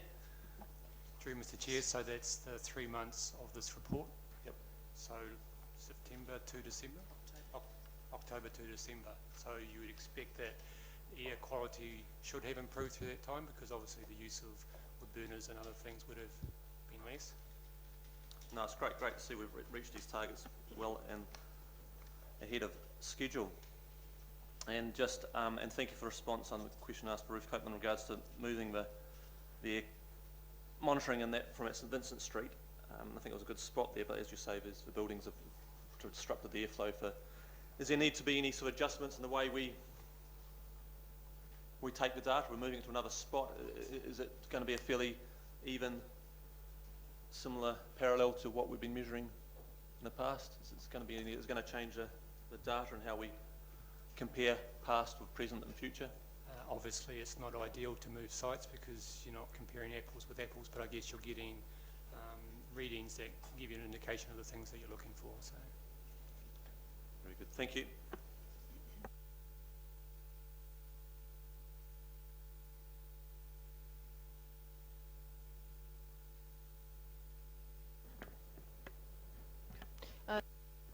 Thank you, Mr. Chair. Ms. Bishop, I'm just deciding who would ask this question, but I think you're the right person. We seem to have a few boats loose in the haven that have decided to move house out of the marina and into the haven. and I see the harbour master's talking about some incidents here. Where does the responsibility fall for freedom camping in the sea? Through the chair, so there is a rule about coastal occupation, and the difficulty is for those that know, that are aware of this coastal occupation, I guess, level or standard, that they move around enough in order for it not to be considered a occupation of the coastal marine area. Because any such occupation would require resource consent. So they are monitored, but there are some regulars that do move around enough to not warrant it being coastal occupation, but that, yeah, we couldn't get legal opinion on that and pursue it, but it's, yeah, it'll be difficult. So can I just ask, through the chair, who takes responsibility for that monitoring? Is it us or the harbour master? Through the chair, well, us through the harbour master. Us through the yeah. harbour, no, it is us through the harbour master. Yes. So the harbour master is the right point of contact if people have got concerns. Yes, in the first instance, yeah. Okay, thank you. Thank you. Just three areas just I'd like a bit of clarification on. The New Plymouth contract, is that a desktop operation out of here? Through you, Mr Chair, yes it is. We're only processing them, we're not doing any inspections. Right, thank you. Okay, thank you for that. So I hoped I would hear. Secondly, on page 103, I know we generally are very, very good in processing all the applications in time. But when we look, and 100% is shown there as being processed on time, except on the second bottom line there for the the notified and limited notified applications, there's a figure of 83%. Is that 83% or is that an actual number? Do you see where I'm working? Through the chair, that number 83%, that was last year, so that was comparing to what we achieved last year. So you're telling me that we must have had some discounts if we didn't achieve 100%? More than likely, yeah. Yeah, I thought that we had achieved 100% for the last few years. I'm surprised. No, well, given that there's only about 10 or so, or what was there, 15, notified or limited notified consents, just one or two being out can bring the percentage right down. So, right. Yeah. Okay, I accept that point. Finally, the meteorological station. I'm just intrigued about that. I know that the one that records all the data about Nelson that goes out nationally into the newspapers and on TV every night is located at what was considered to be 15 odd years ago the best spot to get the best return, the best figures, the best sunshine figures, the best temperature figures for Nelson, out by Mitre 10. What is this one? Who owns this one? Do we own this one? And what do we use it for? Through you, Mr Chair, this information just adds to our network of information that we record for the region. This information also feeds through to the Tasman District Council, and the two councils use this information as part of their network to advise them of different readings, and it also supports our air quality program in terms of the conditions that we are seeing, potentially air quality breaches or things that may affect that.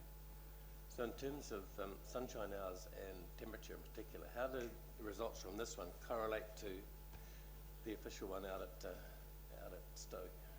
Not to the chair, I'm not sure that they do, but I can confirm that for you. Thank you.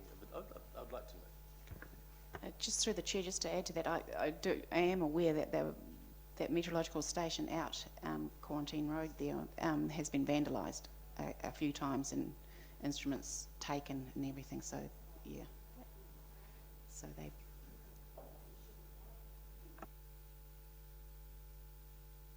Thank you, Mr Chairman. Just picking up on a point that the Mayor raised through the Chair, this idea of freedom camping in the sea. Have we been receiving any complaints about this? Through the chair, not regularly, from just from time to time, owners of swing moorings, for example, will let us know that someone is unauthorised is using their swing mooring, so there's visitors just talking up. We used to receive a lot of complaints about a boat being stationed right near the sort of bowling club area, right at the end of the river, but we haven't been receiving a lot of complaints in recent times.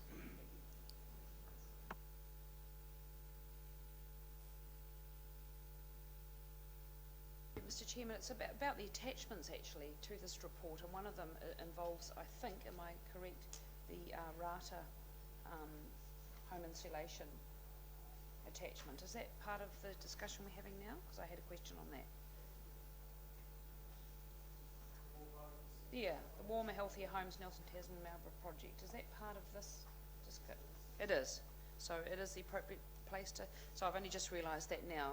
I'm sorry about that. I didn't see through all the attachments. Well, I did last night, but so I just had a question, and I was just a bit confused when I read this attachment about the position of the NCC funding within the structure of the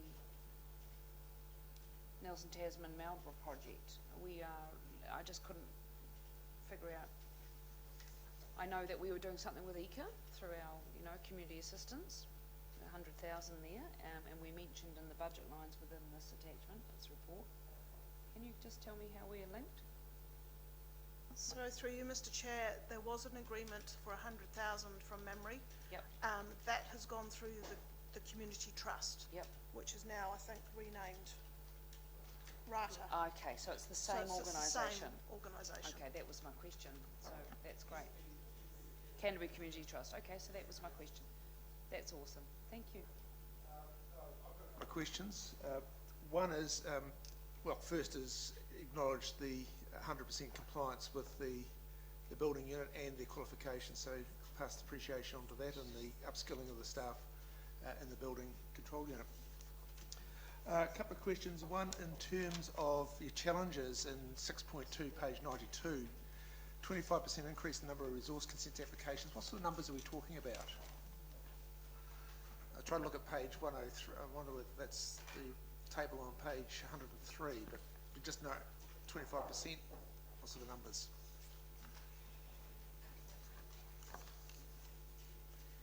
Okay.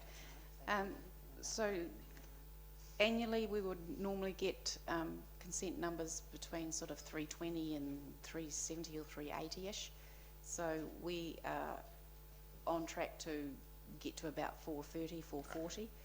So that's the number range we're talking about. Talk about 80 or 90? More overall over the year, yeah. Next one is question 7.2, raising a marine biosecurity awareness across recreational fishers. Does that also extend to freedom boaters and recreational boaters, or are we just talking recreational fishing? Through you, Mr. Chair, I think the summer program that was in place was to inform any boaties out and about, so they should have received a pack, if you like, that has a range of information around marine biosecurity. Okay, thank you. Matt. Mr. Hill. Through the chair, sorry for being late. Didn't have a chance to give you a bit of an overview, but just a correction in section 9.4 of the report. We talk about council workshops in March. We've actually had to push those back to April. So we've got a date of the 5th and the 19th of April for those workshops. Thank you. The other thing to note is at 9.2, we've had a lot of feedback on the Nelson Plan engagement round that we did in November. A rather large document has gone into the councillors' lounge, but we've now got a summary of that document, so you can make that available as well. Perhaps a question I direct to you too. One is that gives me some reassurance, but I'm just sort of conscious as we go through a big chunk of work that we're getting, what sort of assurance we're getting that the community are being listened to and that the concerns that they're raising are being taken into account and being considered, because I'm mindful this goes down as we proceed with this, avoiding a situation where, you know, large sections of the member of the community say, oh, this is the first I've heard about this, when we have some perhaps changes, a la Auckland, for example. So, through the chair, as stated in the report, that feedback has been summarised and we're using it to inform the drafting of the regional policy statement chapters that'll come to you in the April workshop, so we can reflect back on what the community's told us in those workshops, if you like. Do we have a loop back to the community, so that you're getting this feedback from the community? Do we have a loop back to, this is what we've, just checking in, this is what we think we've heard you say, and this is what we're thinking? So, through the chair, the plan is to have those workshops with council and then go back out to the community. The next one is the loss of the planner and the water, the fresh water in the coastal environment. How are we managing that gap at the moment? Through the chair, that's part of the reason why the workshops have been pushed out a month. But also, we have just made an appointment to fill part of that role. So we've got someone coming on board on the 29th of March to look after our hazards in our freshwater area. And we've had to move the coastal topic to someone else in the team. So that's what we're doing at the moment. I guess we've signalled that we've also had to get additional consultant resource to back up in the meantime as well. So we've had consultants helping us write those parts of the plan in the meantime. So assurance that we're still on track to... Yeah, we're still on track with the revised timeline as outlined in the report. And the last one, I think you might have answered. Oh, the cultural impact assessments for resource consents. Does that cover all iwi that would have a view when we're doing cultural impact assessments? Through you, Mr. Chair, the intention is that it does encompass all views of all iwi. Ultimately, if iwi don't provide input through that cultural impact assessment process, there would be a notification process undertaken, and they can then make submissions and comment that way. Okay, thank you.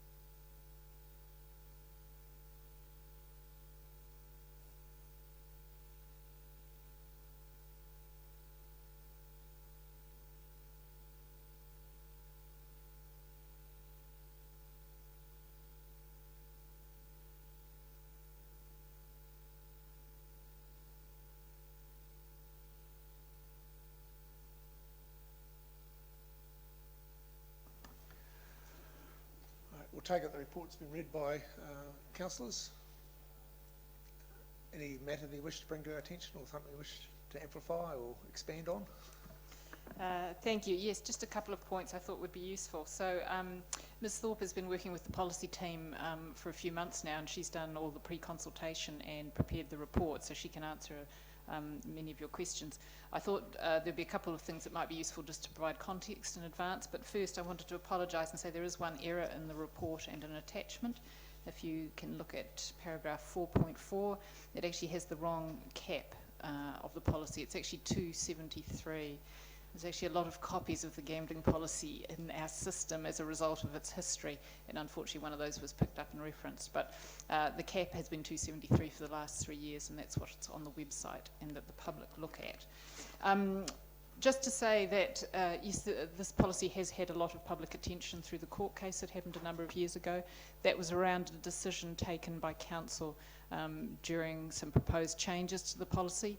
This report today is a step back before that process. Here we are asking for you to give us a view on whether there should be any changes to the policy. If there were to be, then we would go in and prepare another report for you outlining what those changes might be and go into a full special consultative procedure.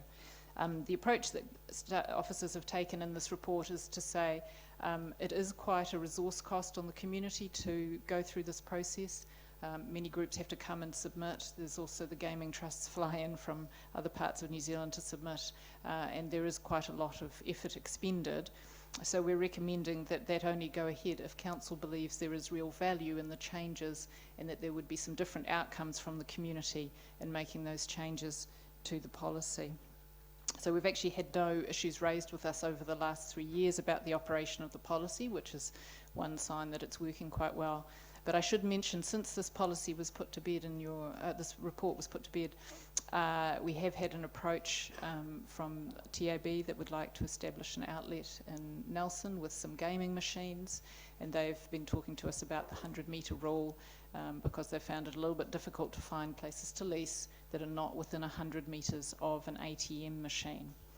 So the history of that 100 metres from the ATM machine, if you're interested, that came out of one of the early reviews of the policy where we did a social impact assessment.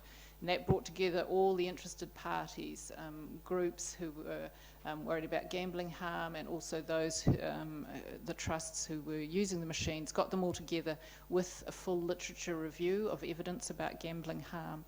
And out of that process came recommendations from the community about what they would like to see in the policy. And that included this prohibition on setting up venues within 100 metres of an ATM. And the thinking behind that is that it is easier for someone to continue gambling, perhaps to the point of problem gambling, if they have access to money on an anonymous basis. They can slip out and keep topping up their funds from a machine round the corner, as opposed to taking money from a machine or from a teller in a venue where they're actually under the watchful eye of staff who've been trained in watching for harmful gambling. So that's why that is in there, and I just mention this because it's something that's come up since the report was put into the agenda. Thank you.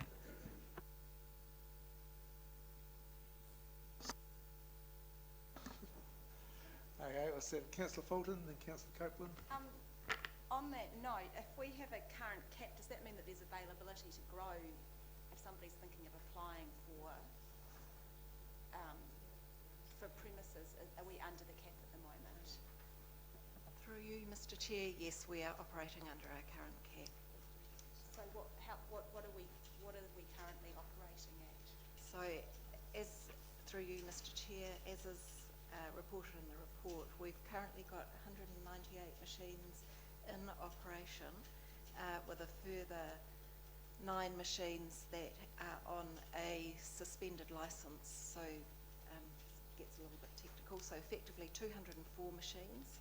So, and we've got a current cap of 273. So, we are 69 machines under our cap at the moment. And my last question is, can you remind me what happened with the consideration of the sinking lid approach last time? Because we've debated this quite a few times and I can't recall. Was that voted against? Was it lost? Through the chair, my recollection of that is that there were submissions in from a number of groups who didn't support a sinking lid and felt it was going too far. And that was one of the things council took into consideration. So what did we decide not to do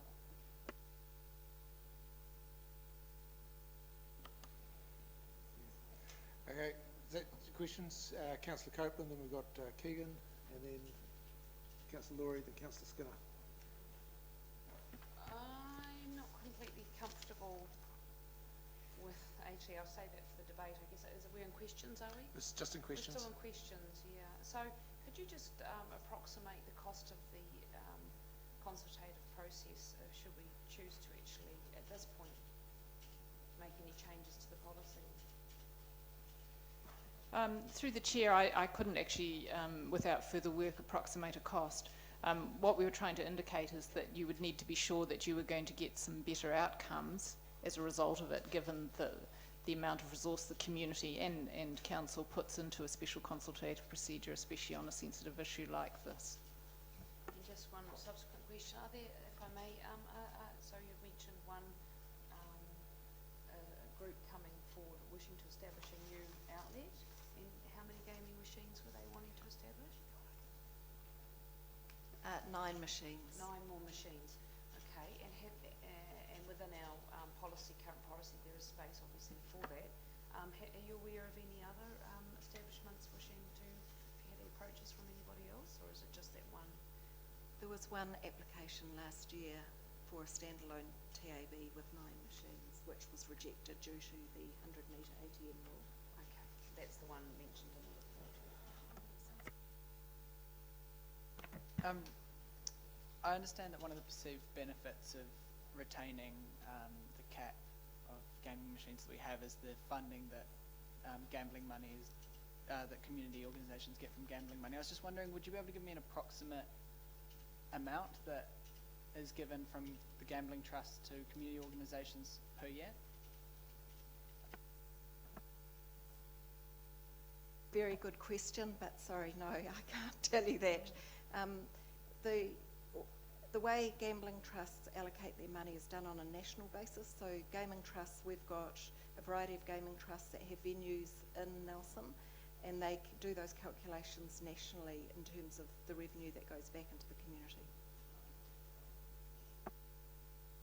Councillor Laurie, then Councillor Skinner. Thanks, Chairman. Through you, when Nelson City Council went through this process, it was a little while ago, and I wonder whether or not we have any idea, through the Chair, whether attitudes have moved, have shifted since then towards poker machines.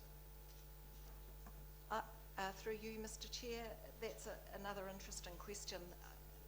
When we went out and did our consultation, we found that there remains to be the spectrum of views in relation to poker machines, but there was a general feeling that the existing policy was working well, and other than its review, it wasn't topical or considered particularly topical by those that we consulted with. However, it must be said within that context that those that take a harm reduction approach always consider it a topic of interest. So, a supplementary question through you, Mr. Chair. What's happening nationwide? Is the number of poker machines going up? Is it level? Is it going down? So through you, Mr. Chair, nationally we're seeing a decline in the number of venues and machines, but not a decline in spending. However, it must be said that other forms of gambling, we've seen a distinct increase in expenditure related to those. So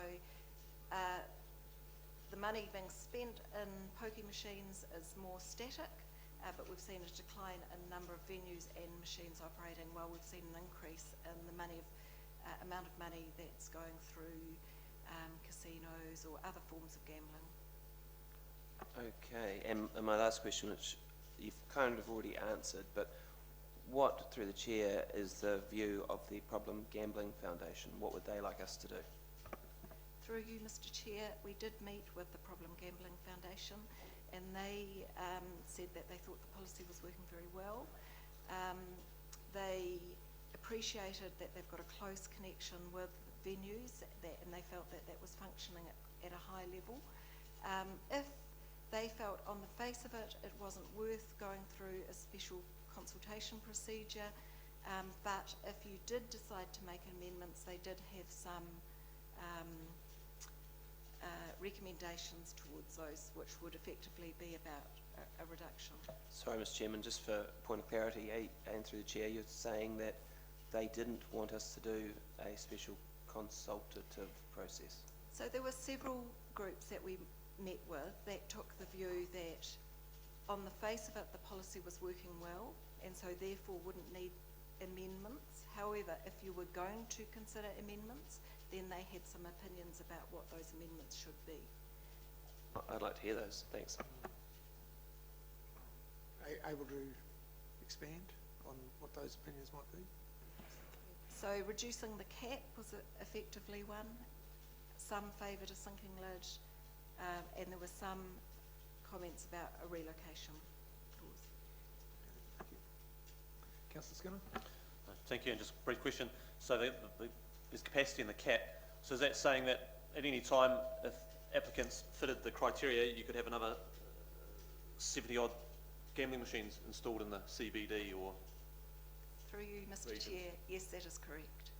And have we had a lot, you mentioned a TAB wanting 9 machines. Have we had a lot of others over recent years wanting to find spots but they can't find spots? Is that how it's? Through you, Mr. Chair, no, we had only the one application last year in 2015, which was declined, and we've got a current pending application since this report was written. Thank you. Councillor Fulton? I'm happy to move the recommendation and the recommendation to council if Okay, that's questions fine. are Is there any other finished. questions? And I'm happy to speak to it. Yeah. Well, just one question. Just help me understand the relocation policy, or part of it. In I think, where is it?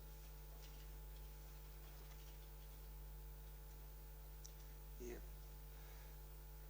If an operator has machines in one spot and they want to move to another spot, they're quite entitled to do that, and there's the ability to move to a new location and obtain additional machines. That's possible under the current policy.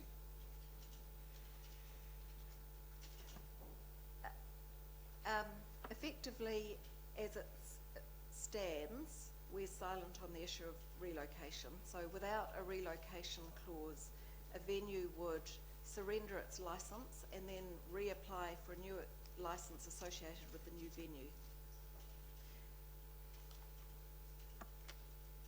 Right, no other questions? It's been moved by Councillor Fulton. I assume that's both parts of it, Councillor Fulton? Yes. The recommendation and the recommendation to council. Do I have a seconder? Seconded, Councillor Copeland. You wish to speak to it, Councillor?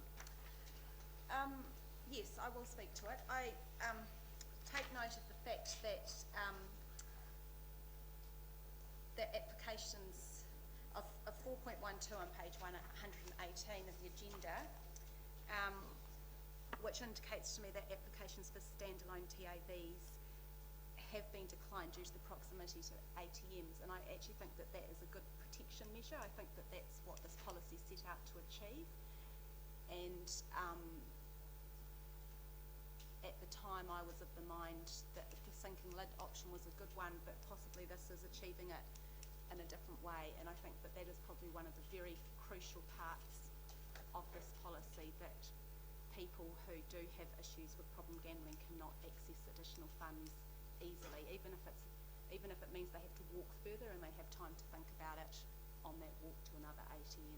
I think that part of the policy is quite important, and so I'm happy that we don't do another special consultative go through that process again, because it's very time consuming and it can create a lot of division in the community.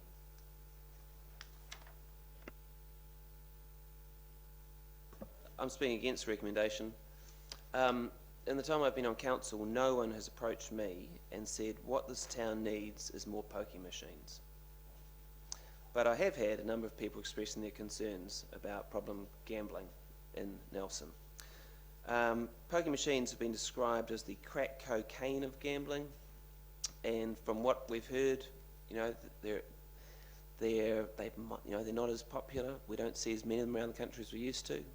I think that's probably, heading in the right direction, and I think the responsible thing for us to do might be to have a look at this. So I would suggest another recommendation saying council enter into a special consultative process to review the gambling policy.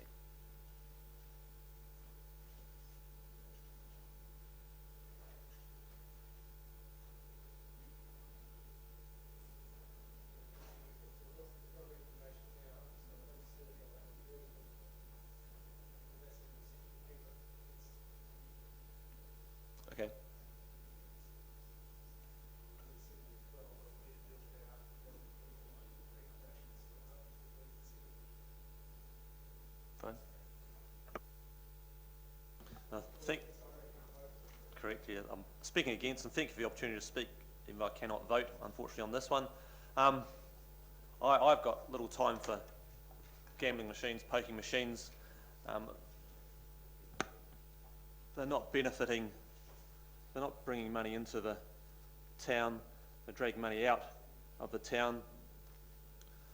They have a great, or not great, a bad social impact. The majority of people that end up using them are probably in the least position to be able to use them.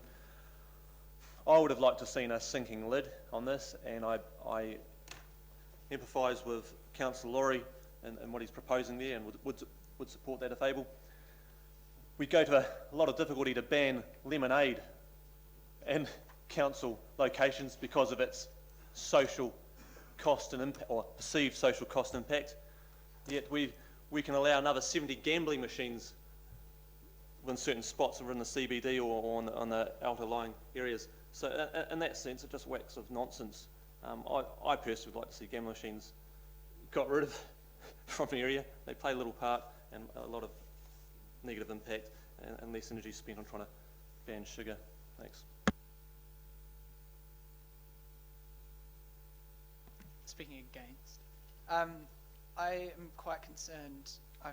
As youth MP, I speak to a lot of young people in Nelson. I'm quite concerned about the fact that community organisations, particularly sports teams, and a lot of other things that young people are involved in, are reliant on gambling money for funding. I don't think that's a healthy way for our community to work, and it sort of perplexes me as to how that's seen as acceptable.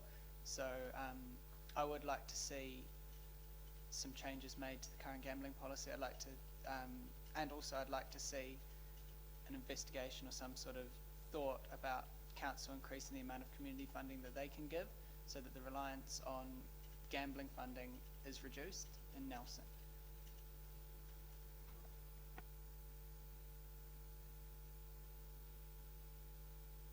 Yeah, I'm speaking for. I also would like to see a sinking lid policy ideally, and I would also like to see a reduction in the amount of gambling machines around Nelson.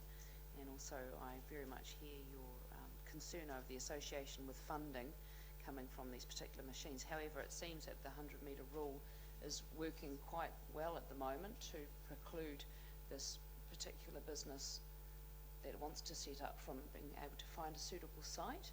And I think perhaps when we come to the next moment of review, that maybe we will have more data as to whether there have actually been any successful expansions in this area, and if there have been at that stage, we could look at introducing the sinking lid. The reason I'm supporting this recommendation is I was part of council as we did the last review of the gaming policy, and it was quite a lengthy, drawn-out process with a lot of resource involved, and as I see it here, we actually aren't getting an increase. So ideally, let's get a sinking lid in there, but let's collect some more data on that, and if it shows that we are actually allowing more establishments to set up with this 100-metre rule not affecting them, then we'll address it, and we certainly will introduce a sinking lid policy, because I think we're on the same page in terms of where we want to head with this. It's just the methodology and the timing that are crucial.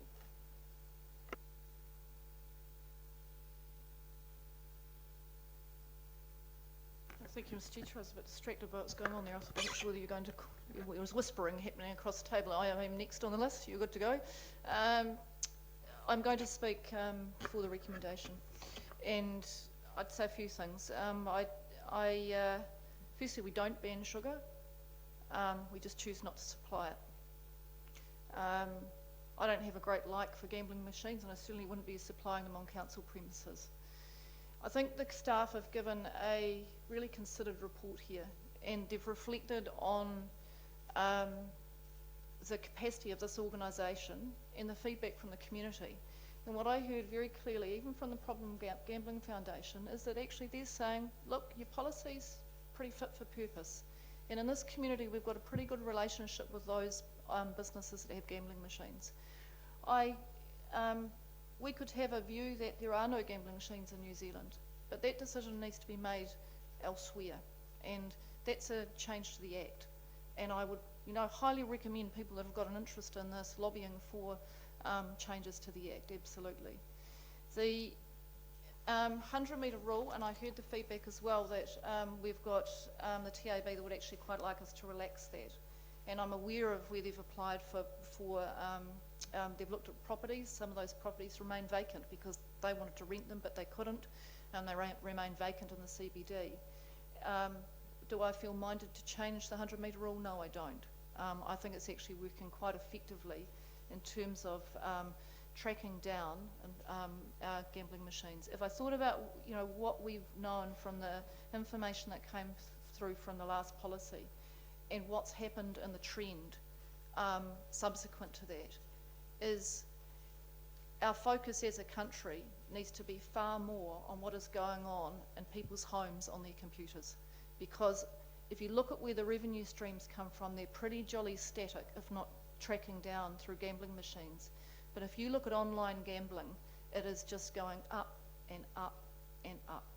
And the same thing in casinos. But it's the online gambling that's the hidden, behind the door in somebody's lounge room, which is somebody's food money going on gambling. And that is the stuff that really concerns me, but that is not something that we can address through this policy. So I think the advice is very sound, and I'm happy to support it.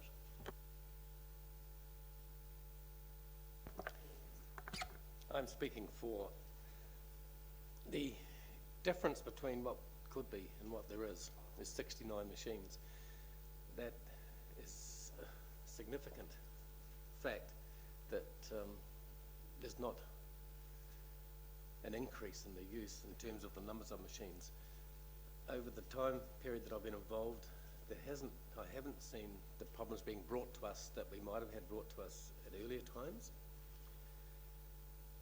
And I'm very aware of the point that Keegan raised earlier, that there are so many organisations that actually rely on these. Personally, I don't put a dollar into these machines. And I'm sad that the people that do are often the ones that do benefit from the grants that the organisations make. But it seems to be operating without problems coming to our notice. I know that the problem in gambling people have checked the conditions, such as, there must always be daylight seen by the people who operate the machines, so they're not going to be there hour after hour after hour. They do know what time it is. The daylight clock is in their head. I'm confident that the conditions and the monitoring and the work that we do is good in terms of what has to be done, and that without the problems coming forward, I do not see the need for us to make a major shift at this stage without the request coming from the community to do so.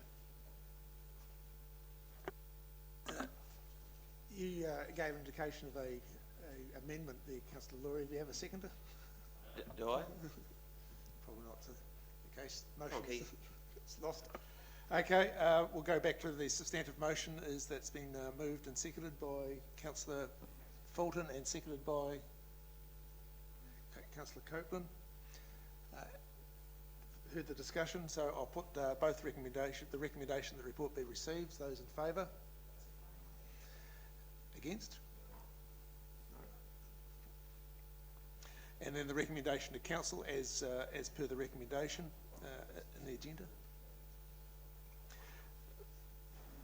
That the feedback for current policy is function as intended, noting the resource costs LGA special consultative procedure review the gambling policy imposes an all involved, agrees to retain the current policy without change. That's the recommendation to council. I'll put the motion. Those in favour say aye. Against? Motion's carried. Right, that concludes the Planning Regulatory Committee at 12 noon. I was just wondering if it might be helpful for councillors if we could maybe have some statistics collected from staff as gambling machines are disused or reinstated, just so we can keep an eye on that number, because in a way, even though there's no sinking lid policy, that seems to be what's in fact happening in the community, is that there is a sinking lid occurring as a default of this policy, I would almost say. So I'd quite like to know if the numbers suddenly went up, then that would be when I would think we needed to relook at the policy. Right, thank you. With that, I'll declare the meeting closed. Thank you very much for your attendance.